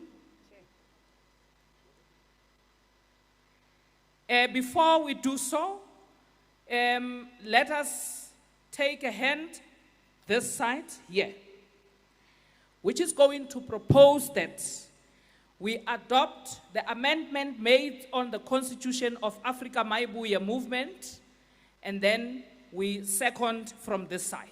I have noted that hands. Let's walk to the microphone. I've noted you, comrade. I'm going to note a female comrade from this side.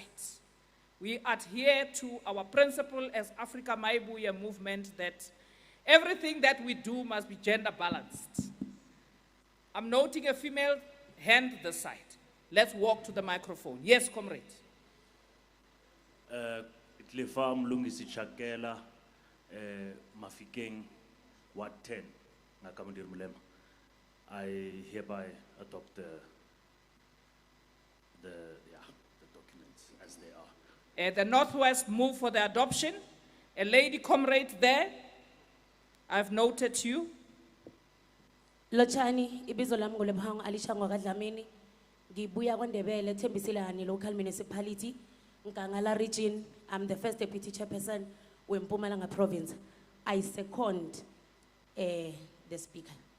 Thank you very much. Comrades, the Constitution of Afrika Mayibuye has been duly adopted, proposed by the Northwest and seconded by Mpumalanga in this first inaugural Convention of Afrika Mayibuye Movement 5 to 7 December 2025 here at Soweto campus, University of Johannesburg.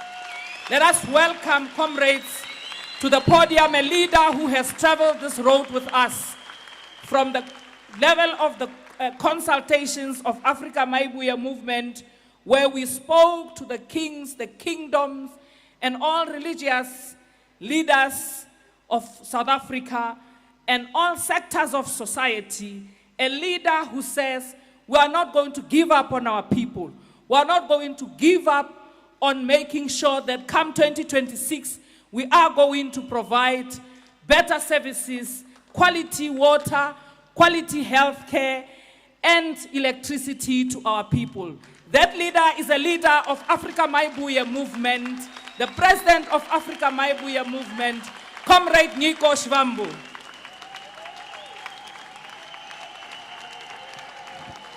Mayibuye, Mayibuye, ya Afrika, Mayibuye, ya Afrika, viva Afrika Mayibuye movement, viva, viva Afrika Mayibuye movement, viva, Amanda, away two.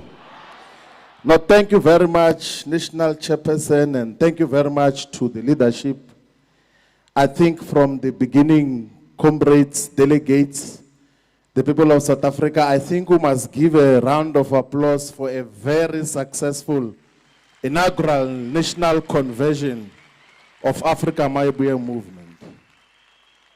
We have now come to the conclusion of this very important gathering in the politics of South Africa. We acknowledge all the leaders that have joined us, the guests, the Council of Elders, led by Nkosi Mthimkhulu, the religious sector led by our Archbishop, the Chaplain General Archbishop Bafana Zondo, and all the religious leaders that have been with us here, the delegates from all the provinces.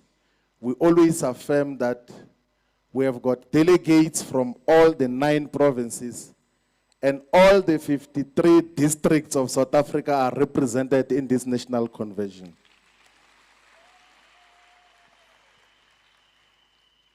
So all of us, now that we have adopted the commission reports and resolutions, we've adopted the Constitution, want to assure you now that all of us that have been appointed into leadership responsibilities are appointed there for the terms of office that we have agreed upon. The National Court team members, including all the officials and the additional members, is 7 years for the inaugural term. And for all the provincial court teams, it's 5 years. For all the provincial court teams is 5 years as the inaugural term of office, and thereafter it will be 4 years. It's 7 years inaugural term for the NCT, and thereafter 5 years. And then it's 5 years for the PCT, and thereafter will be 4 years. It's 4 years of all the appointed regional core teams. And thereafter, it will be 3 years. It's 3 years for the sub-regional core teams, and then thereafter will be 2 years. I'm emphasizing this so that all of us work within a framework. It's not a limitless term, but we must know that there are certain things that are expected from all of us. One of those that we expect as the leadership is that we must avoid gatekeeping into the organization. We must avoid gatekeeping into the organization. That is number one. Number two, we must not migrate the squabbles and factions of other political parties into Mayibuye. If you had differences with people in the ANC, this is not the ANC. If you had differences with people in MK, this is not MK. If you had differences with people in the EFF, this is not the EFF. This is Mayibuye. Africa has got its own life. And we must respect its integrity on everything else that we do. We must not come with squabbles and fights of other political parties. We must be a movement that is open for all the membership. There is no one who is going to remove you from the leadership responsibility. So don't have fear. Even if when we get people who are much more better experienced and skilled than you in terms of local government, allow them to come to Mayibuye Africa. Let's stop all forms of gatekeeping. Comrades, we have already given way forward in the political address that we gave that let us go and constitute VD-based branches with a minimum of 50 members. Each and every VD-based branch must have a minimum of 50 members. If you have historically been involved in coordination and doing and being involved in elections work, you will know that as permanent infrastructure, you need to have VD-based structures. Elections take place at VD level. There are very few wards in South Africa, it's less than 5, that have got only one VD. I think it is the ward in central Johannesburg where Joburg Park North is covered, and one ward in eThekwini. Very few wards have got one VD, but all the VDs must have a minimum of 50 members. If we want to be a self-respecting organization that wants to take over political power, all the VDs must have a minimum of 50 members so that we can have the necessary presence. And all the wards membership will be a result of the membership that comes from VDs, including the ward leadership, must necessarily have representation of all the VDs. One of the things which we also have raised before is that this demarcation that, particularly in rural areas, that has been imposed, undermines a lot of traditional authorities. And I can tell you now, there are so many villages that have never had organized political activity because in a ward which has got 5 villages, you find that one village is dominating everything. From 1995, when local government began in South Africa, councillors have been coming from one village, and the other villages are not looked after. And the same with service delivery. I come where I was born, is Ward 17 in Collins Chabane municipality in Vembe district in Limpopo. Ward 17 has got Mpambo village, has got Mahonisiville, has got Mahonisi village, has got Shkamani village. And when they give report about the work that they have done for Ward 17, they say, no, we have built a ring road in Ward 17, but that ring road is built in Mpambo village. There is nothing in the village which I come from, Mahonisi village, which has ever been done by any municipality, by any government, except some dilapidating RDP houses, which were not needed and built in 1997, and 80% of them have collapsed. So ourselves, we necessarily should have VD-based branches as the primary and most basic unit of our movement. That is the only way we're going to be in constant touch with our people. Comrades, we are going to start the year with an elections workshop.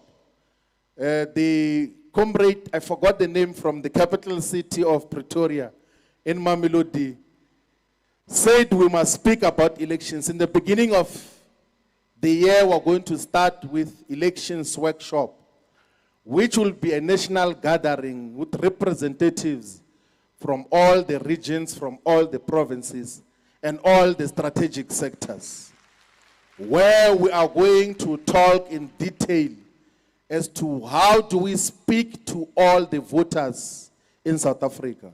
How do we speak to all the 42 million people above the age of 18 and those who are still going to turn 18? Because we must also run a thorough registration campaign and program to register the more than 20 million people who are not on the voters' roll. It must be the primary responsibility of Mayibuye to go and look for the people who are not on the voters' roll. Because in 2024, only 16 million adults voted in the general elections, despite the fact that those who are above the age of 18 in South Africa is more than 42 million. We have to go and look for those people that have lost faith, have lost confidence in this so-called democratic government. There is no any other scientific way to illustrate that the people have lost faith in this institution of so-called democracy.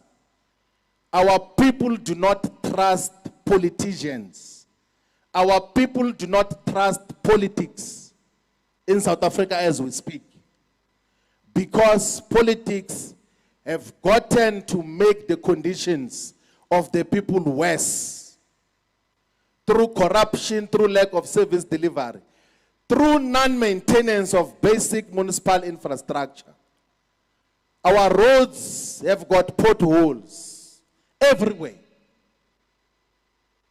In some instances, we even wish there was no road at all constructed by a municipality. If you go to Bushbuck Ridge, towards Manyeleti, in Shubukan, there is no need for those roads to be existing because, if anything, the gravel road was better than that. The water infrastructure is collapsing. All wastewater treatment systems are collapsing. We still have many areas in South Africa that do not have water. 31 years after the so-called democracy. And that is why our people have lost confidence in politics, in the electoral system. We as Mayibuye Africa must fill that gap and revive the hope of our people to say that we can achieve total freedom and emancipation now. That is why we must go on the ground and be present in all the areas. Our elections workshop should develop a clear framework as to how do we speak to all the people of South Africa and give them a clearer alternate vision and a clear framework. The other aspect, comrades, that should be an immediate program of action for all the sub-regions, the regions and provinces. Let us go and speak to our people. Let us go and listen to our people. We already have said here that the greatest lesson that we derived out of the Mayibuye consultation process is that our people know what is to be done. Our people are not empty buckets who are waiting for electoral promises. Let us go on the ground and source solutions. Our manifesto for 2026 must be based wholly on the input of the people on the ground. And the manner in which we interact with the people must be respectful. As leadership of the sub-region, of the region, of the province, as national leaders, when you organize a community engagement in an area, you must set aside the whole day. You can't organize 2 or 3 meetings in the same day because you will be in a hurry to go to the next meeting. You will not be different from all these other political parties who are always in a hurry to where you will not know. Check the politicians from all these political parties. Whether they attend a funeral or wedding or family gathering, they will never finish their time there. They are always in a hurry to somewhere, and you will not know where they are going to. Because there's nothing that they are doing. If there was something that they were doing, we could see with the developmental impact. In Mayibuye, if you are a leader of Mayibuye, even when you attend a funeral, you can't be in a hurry to go elsewhere. When you attend and visit a church, you must be there for the whole day. You set aside the whole day. When you attend a wedding, you must attend the whole day and not be in a hurry and interact with the people much more convincingly. You know, we were in a funeral 3 weeks ago in Hebron of the mother of the provincial secretary of Northwest. May his soul rest in peace. We're with Secretary General Mahlaba and Fundraiser General Magubani. And one of them had suggested that immediately after the funeral we must leave. We must go and leave to Johannesburg. And I said, we can never do that. We do not work like that. Let us stay here. And we stayed for a very long time. And later on, the members of the community, Deputy President Mahohodi was there as well, and the leadership of Bojanala. When time was progressing, the community members said, can we please be told how do we join Mayibuye and where do we join Mayibuye? I can tell you now, just there in that place, when we left, we had recruited not less than 100 members of people who said that we are willing to work for Mayibuye because you are here with us. If we were in a hurry, we would have missed an opportunity to speak and convince a lot of our people. And that is the case everywhere. It's applicable to everywhere. So leaders of Mayibuye, when you go on the ground, be patient with the people. Sometimes you must be able to listen even to things that you do not agree with. Sometimes you must be able to keep quiet and listen even to misrepresentation of facts. Don't interrupt when a person is saying something and says, you do not know anything, you do not know anything. Allow people to speak. And then when you come, you must respectfully correct them to say that actually that information has been updated. This is the fact now. And not be dismissive. Let us go and interact with our people on the ground.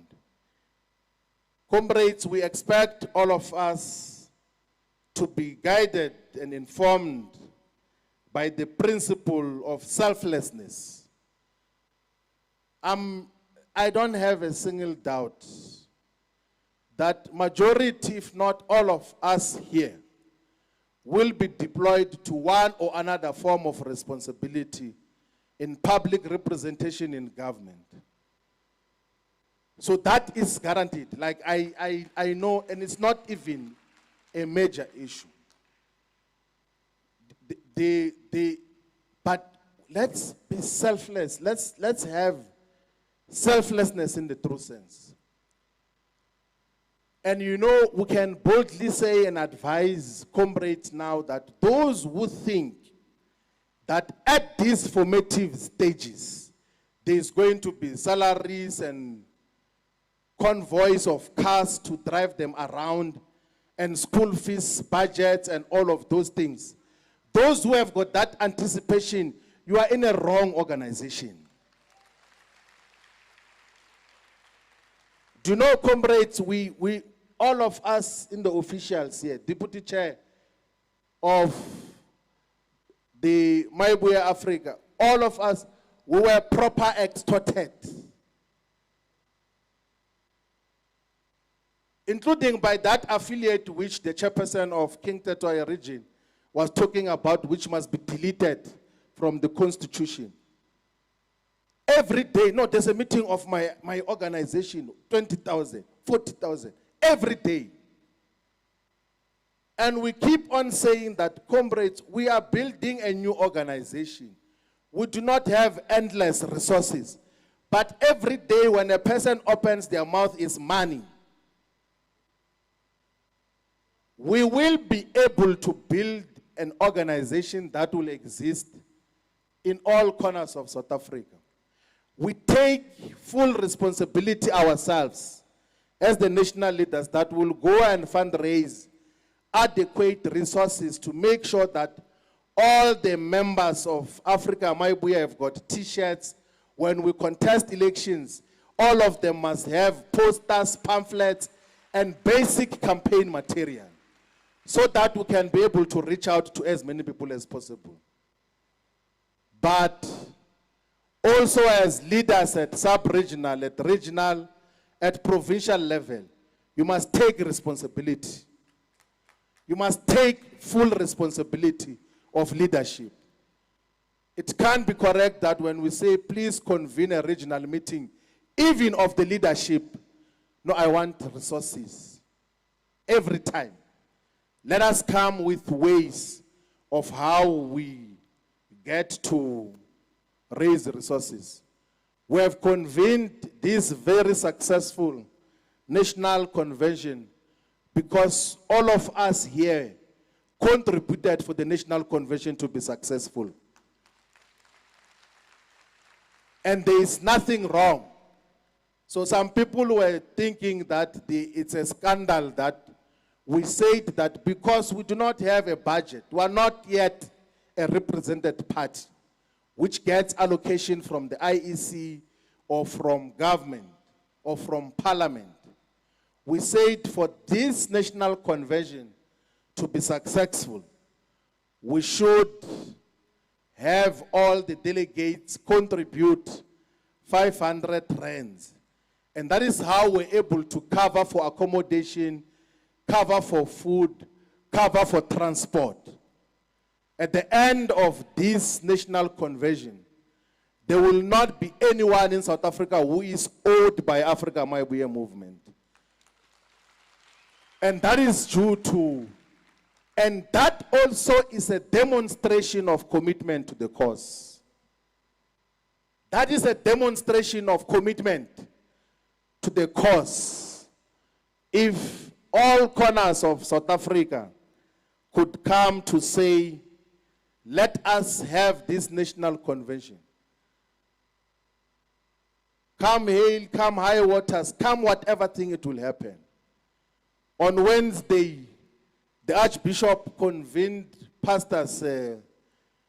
Bishop Chabalala was there, Bishop all the bishops that Bishop Jones was there, they preached. We even prayed for money to fund this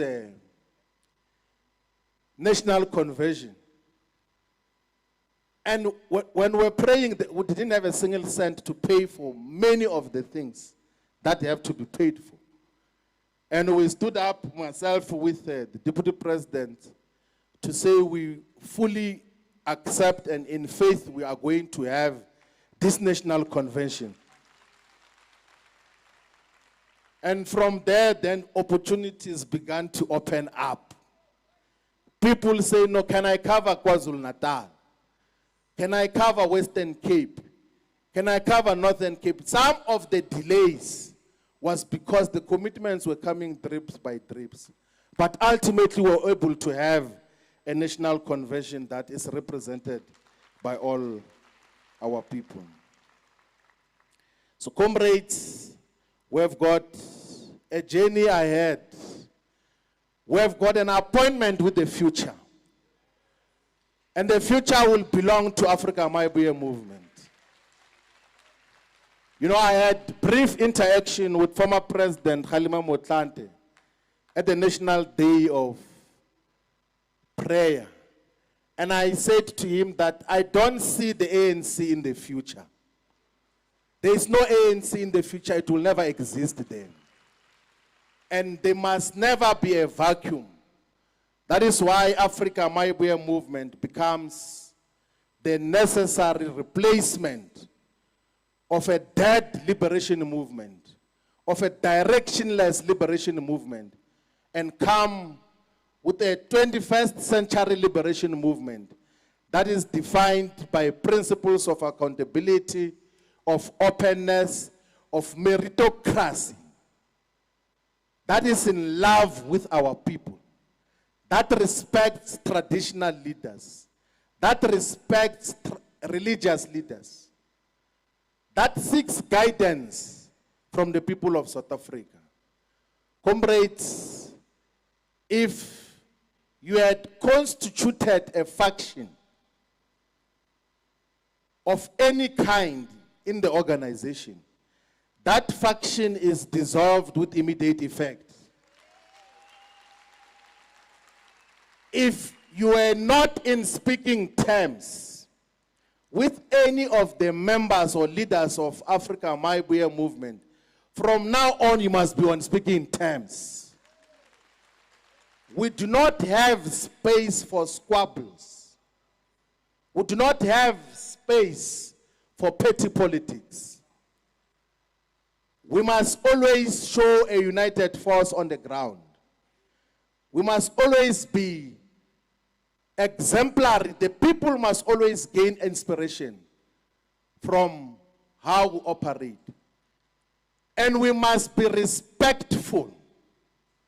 We must not use vulgar language, even against political opponents. We must speak with respect. We must refer to people with proper titles.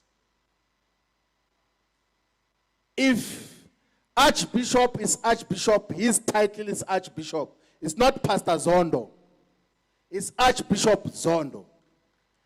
If a person is a chief apostle, if it's Apostle Mushala in Chekina, in the Western Cape, it's Apostle Mushala. If it is Nkosi so and so, the titles must always be correct. Because you are going to visit churches and religious institutions. Some are led by reverends, some are led by bishops, some are led by chief apostles. And then because you come from your own ideas of what should happen, you just refer to them as you feel already they are turned off. Already their congregants will be like, and you, in some instances, pastor is a category far below the archbishop. And then you come then and say, I want to thank Pastor Zondo. The church already is turned off. That you are here to demote our archbishop to a pastor. Leadership of Mayibuye must know how to interact with our people. We must know how to respect our people. And most importantly, comrades, as leadership, when people raise complaints against service delivery issues in your communities, you can't always join into complaining. As Mayibuye, you must come with clear alternatives and solutions as to what do we do now. Our people know leadership. If you join into complaining, they will think, no, this is part of us. He's on this side. She's on this side. If we complain, they complain. When they come to you to say, we've got a problem of water here, they want you to come with a solution. They don't want you to say that, I know that it has been like that for 5 years. They don't want you to repeat after them. They want you to come with a solution as to what do we do now? The reason we say total freedom and emancipation now is that in all material times, as Afrika Mayibuye movement, we must come with solutions now. Our people are not hungry tomorrow. Our people are not homeless tomorrow. Our people are not jobless tomorrow. Our people are jobless now. Our people need solutions now. If we sit in leadership structures from VD level, ward level, sub-regional level, regional level, and talk amongst ourselves as to what do we do now, we'll come with solutions. The Black People's Convention, which we spoke about, led by President Winfred Khwari and Honorary President Stephen Bantu Biko, under apartheid conditions, with no resources, had multiple projects that empowered many communities. And by the way, some of those are still in existence to this day. The Zanompilo healthcare facility is still in existence, although now under government regulation, but it was started by the Black Consciousness Movement's Black People's Convention. If we sit down honestly and reflect to say, yes, we are going to develop a manifesto from amongst the people, but what do we do now? What interventions can we make now? And if some of the issues are issues that require upper levels of leadership, we must then be able to elevate those issues to say, province, can't you find a solution for this? National, can't you find a solution for this and that? Comrades, let's go on the ground with discipline. We really appreciate that we came from all corners of South Africa. There are many problems in this country, and the political principals and political occupants of office are unable to resolve the crisis of South Africa. Criminals do as they wish. They have declared a national state of disaster on gender-based violence and femicide. But things go on as usual. If we were to ask government today that since you have used Section 23 of the Disaster Management Act to declare a national disaster on gender-based violence and femicide, what is it that you have done differently since the declaration of gender-based violence as a national disaster? Nothing. And that is what they always do. There are certain things that have to be attended to differently. If gender-based violence is a state of disaster, there must visibly be something that is done differently. And we have called in the press conference that we had that the area which must be declared a national state of disaster is also the shortage of water in many areas in South Africa.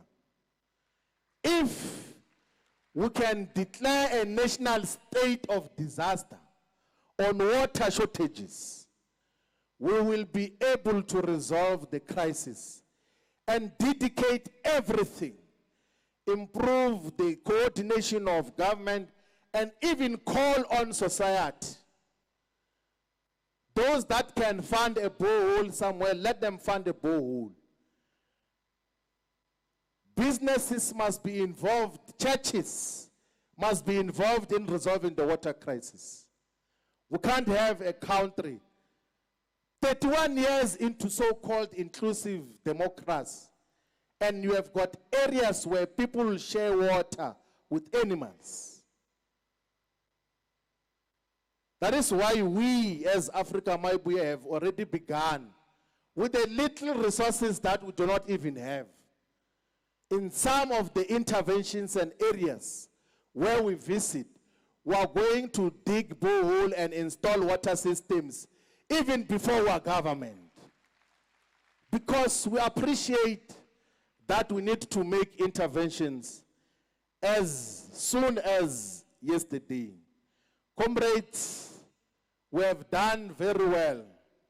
We have achieved all that we sought to achieve with this national convention. So let us, all of us, travel safely back to our homes. I'm sure at the end, the Archbishop is going to pray for all of us. Let us go to festive season and be safe in all forms and all manner. Let us look after one another. Let us make sure that we look after those that cannot look after themselves. The little resources that will gain access to, you must think that when it gets to excess levels, who else do you empower? Who else do you assist? And not just be wasteful and be boastful that you have got more than enough. When there are neighbors, there are friends, there are family members, there are communities that do not have anything to eat.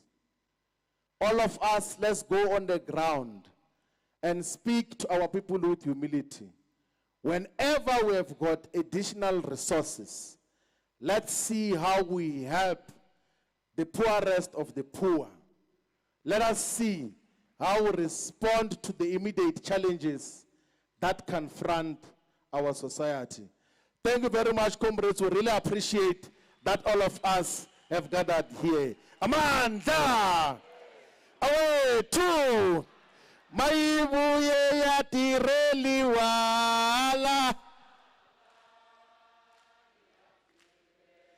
Mayibuye yatireli wa.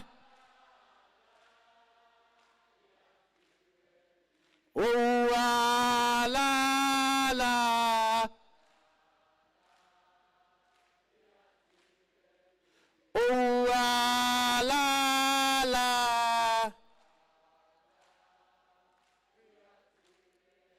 Mayibuye yasetsenzelwa la.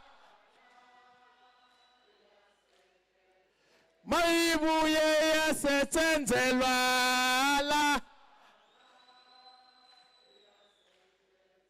Wala la.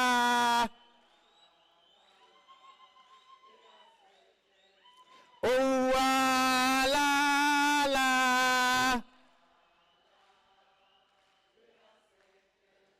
Mayibuye yaberekelwa la. Mayibuye yaberekelwa la. Wala la.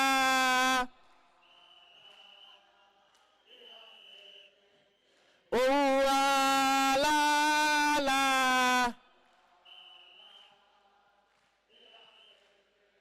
Mayibuye yashumeri wala. Mayibuye yashumeri wala. Wala la.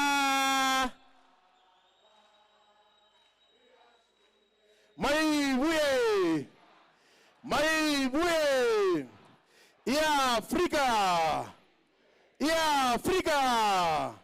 Woza 2026, woza. Woza 2026, woza. Woza 2029, woza. Saitata South Africa, saitata. Saitata South Africa, saitata. Saitata South Africa, saitata. Raichia South Africa, raichia. Raichia South Africa, raichia. Aiteka South Africa, aiteka. Aiteka South Africa, aiteka. Mayibuye. Yeah, Africa. Mayibuye. Yeah, Africa. Chairperson. Thank you very much, Comrade President, for a powerful closing remarks of this inaugural Afrika Mayibuye movement convention here in Johannesburg. This is history in the making. An organization which is less than 6 months, which gathered all activists from across South Africa to come and shape up this beautiful movement, which is indeed going to deliver quality services to our people. Let's give the President a round of applause. Thank you very much. I'm now going to invite the Secretary General of Afrika Mayibuye Movement, Comrade Lazola Ndamase, to come and make announcements of this inaugural convention of Afrika Mayibuye Movement. Comrade Lazola.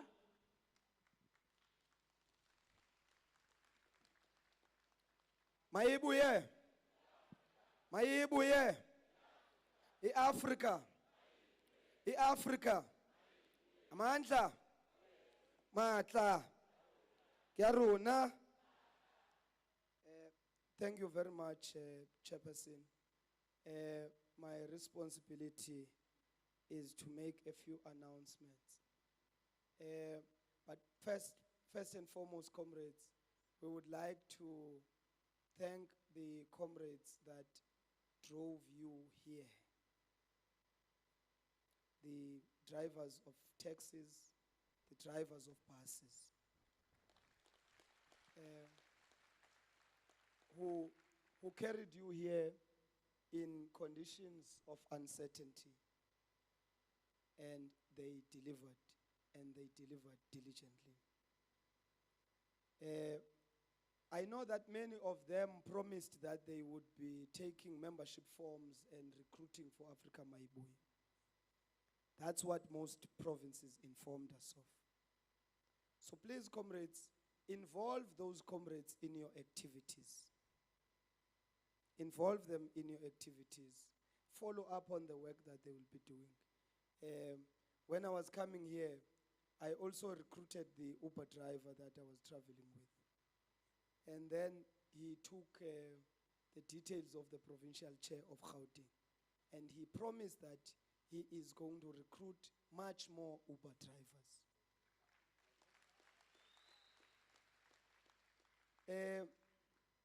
The comrades guarding us there at the gate who work for UJ,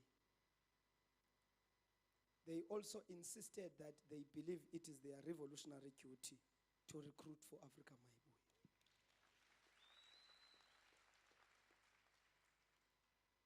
We must involve these comrades in our work. And we must appreciate that the number of people they get to interact with means that this organization can only grow. And we must work with them on a constant basis, comrades. We must not break that chain of interaction. Comrade Sydney, what you had suggested that you want to do, I think you should be proceeding. I think you should be proceeding with what you had suggested that you want to do. We want to thank the administration that has assisted us with this conference. We want to thank Ibru there at the back, Ukombe Tumpumi. We want to thank Ukomrade Refilwe for the hard work. We want to thank the comrades that stayed with us until the early hours of the morning on Friday, who were busy assisting with ensuring that comrades get rooms. We want to thank the comrades who were patient enough under trying conditions on Friday and yesterday. We must thank the comrades that were patient enough with us on Friday particularly. I want to apologize to the comrades for some of the weaknesses that they were able to find. Comrade Baloyi, brief me when you are done. The comrades that fundraised from zero for this convention, we must thank them.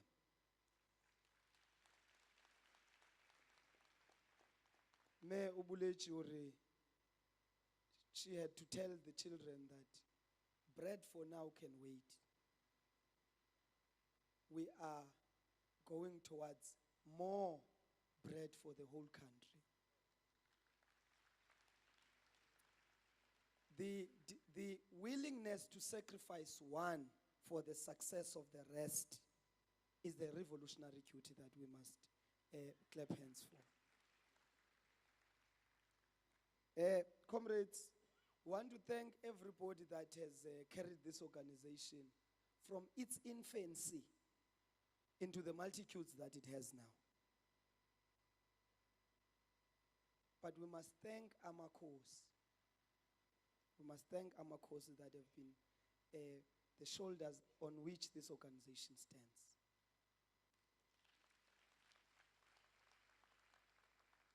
It has not happened in 100 years in this country that an organization has Amakos. In 100 years, it has not happened.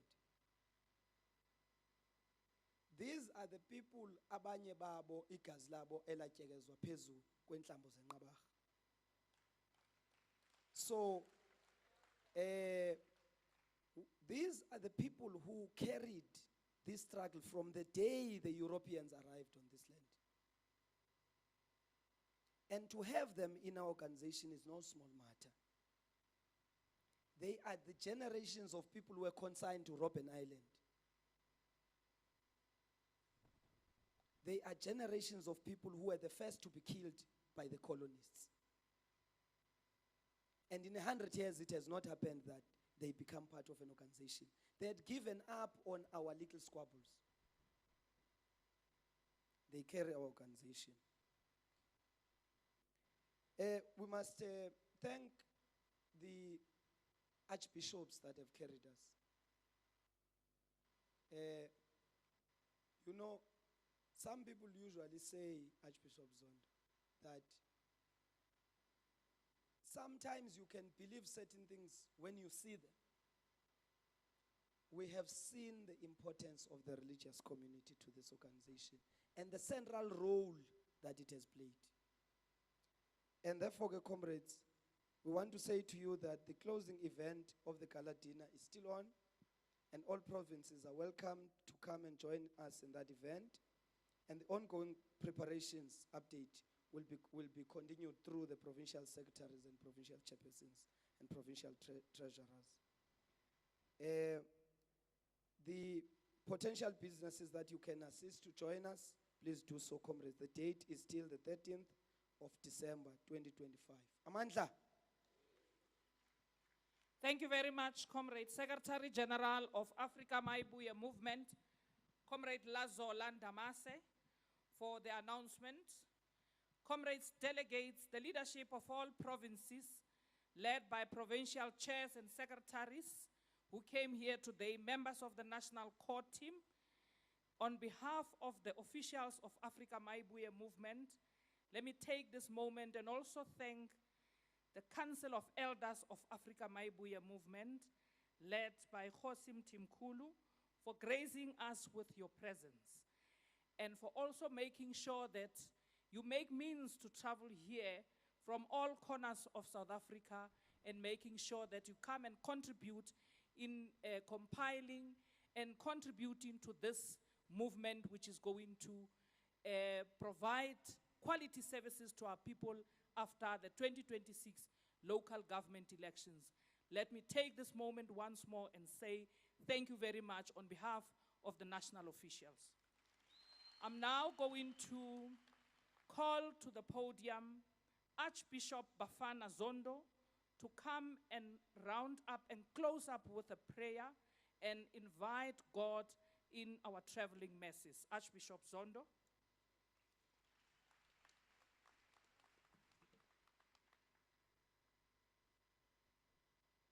Manta.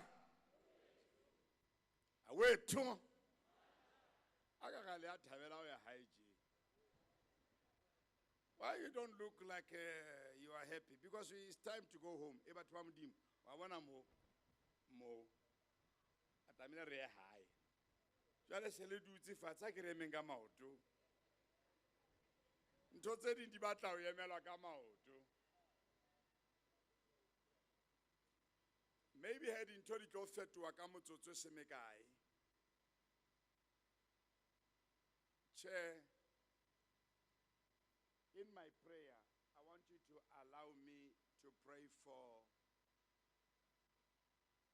the businessmen and the businesswomen that are here, that their businesses will grow.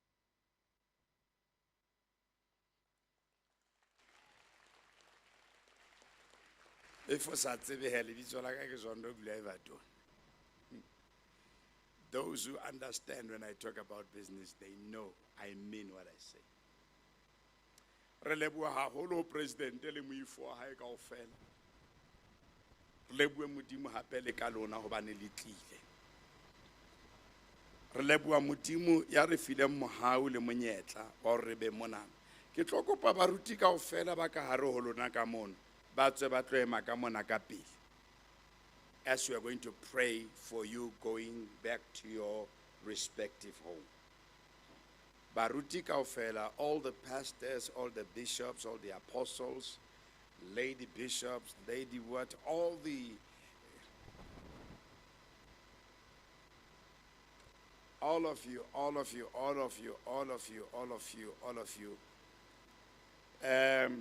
Batho ba tsebe re ka Afrika Mayibuye re na le baruti.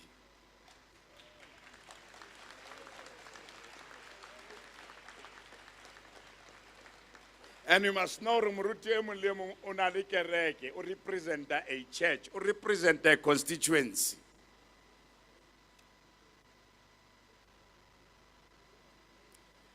Morena boloka setjhaba sa heso. O fedise dintwa le matshwenye.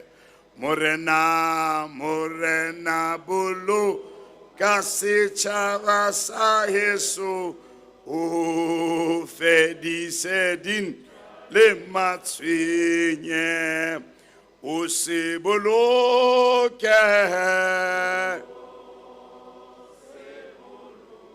O se boloke morena. Setjhaba sa heso. O setjhaba sa Afrika. O zamoya. O zamoya. O zamoya. Oi ngwe ele nkosi sigelela tina.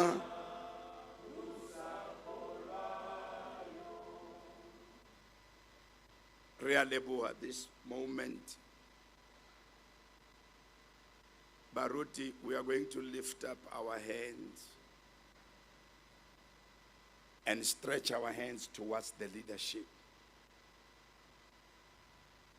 Because this leadership, we believe, they have received the direction. Because it will be a disaster to be led by a directionless leadership. People that are proudful, pompous, who look down at other people. So we must break and destroy the spirit of pride, and that God will give them the heart to serve people, not to serve their own self-interest, but to serve the people. And to understand that the vision that is given to Afrika Mayibuye is not their personal thing, but is the vision, as I said the other day, that vision is an answer to the problem. I'll say it one more time. You know, I'm accustomed to people to say amen, so that's why I know some of them, they don't know what is amen. More especially Costco, you see. So a vision, it's an answer to the plight that the community is facing. That vision is not for self-enrichment, but is to enrich the people that God has called you to be among them in this time. I agree with one of the speakers who said, President Nyiko Flochivambo is called for time such as this. And I can believe that he understands fully that this is the time that is called for. I heard how people would say things on the social media and he doesn't even bother to answer them. But I said it's because he knows his mission and his assignment. And he's not going to allow that mission, vision, and his assignment to be aborted by the naysayers. So we pray that the people that surround the president be the people who will make him to be all what he's supposed to be. Because the people who surround leaders, they either make them or break them. So, as we call you pastors, it's for you to bind that demon of competition. The demon of wishing it was me. And all those secret, bad, diabolic agendas in the hearts of men, who look at you and laugh with you, but knowing in their hearts of hearts that they hate you with passion. So we need to pray for this leadership, that they will overcome the spirit of witchcraft. They will overcome the spirit of witchcraft. Witchcraft is a spirit that will make people to be what they are not supposed to be. And you need to understand, this is what I say in church. I don't pray that God will bless me, but I pray that God will bless the people I lead, because when they eat, they will remember me. And I tell them that I am because you are. Not you are because I am. We need to understand that this nation is waiting for you leaders, Because all of you sitting here, you are leaders. This nation is waiting for you. Don't you let them down. Let me say it again until you say amen. I said, don't you let them down. Because they believe in you and they trust you. Let the love of God arise and his enemies be scattered.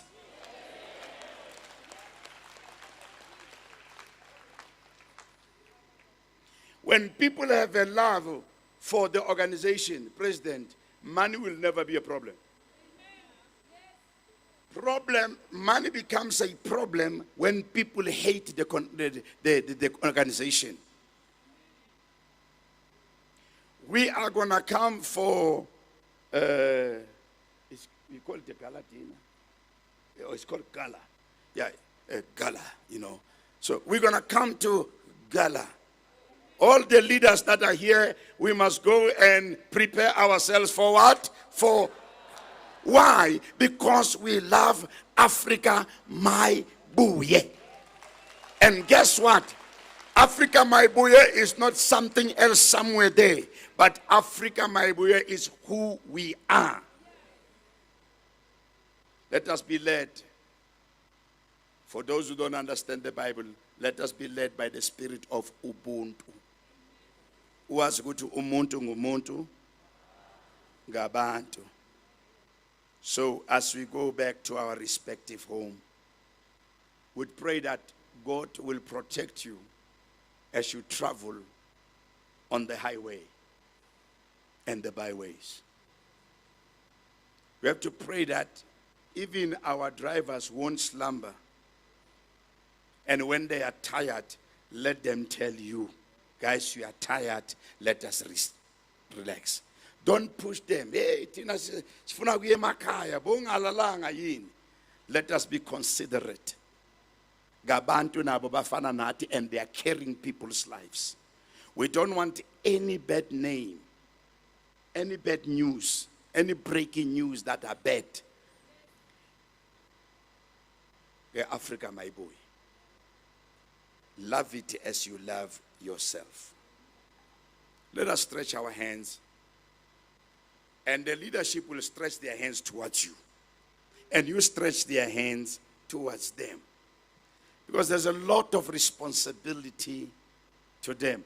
I have heard the secretary that the responsibility is made out of two English words. You respond to the ability that you are entrusted with. Thank you very much. You're going to teach me English, guys.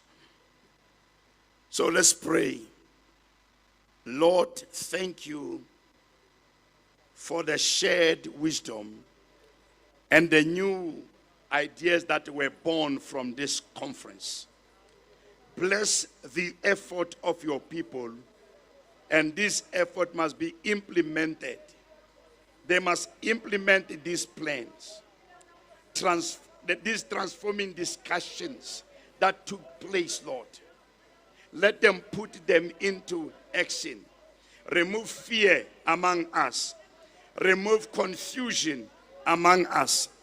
Replacing it with calm assurance and diligence, so that the work that Mayibuye, Afrika Mayibuye, will glorify you at the end of the day. Guide us as we go forth, O God.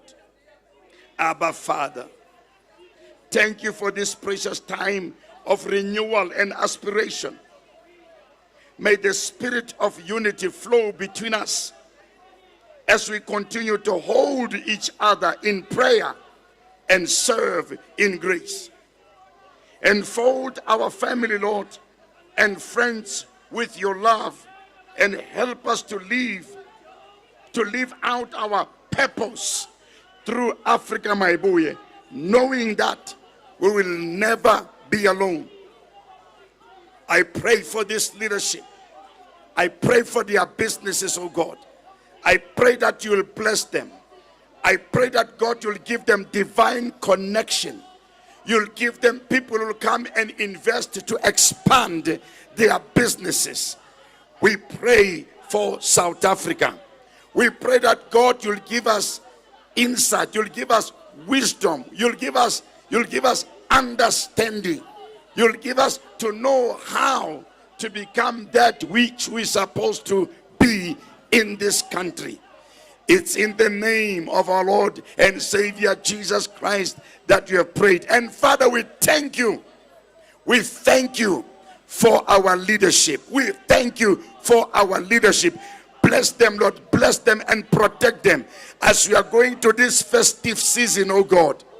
We pray that no child, no home that will experience a black Christmas.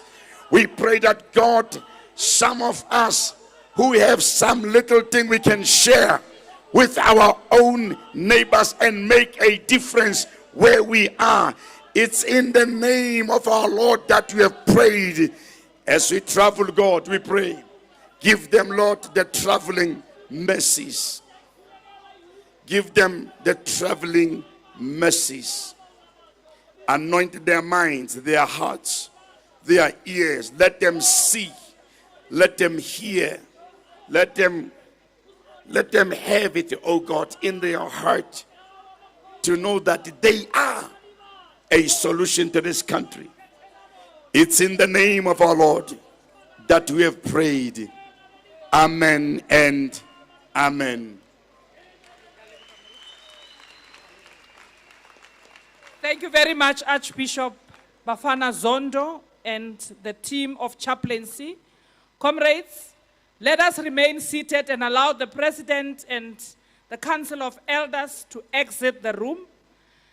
Comrades, let's remain seated.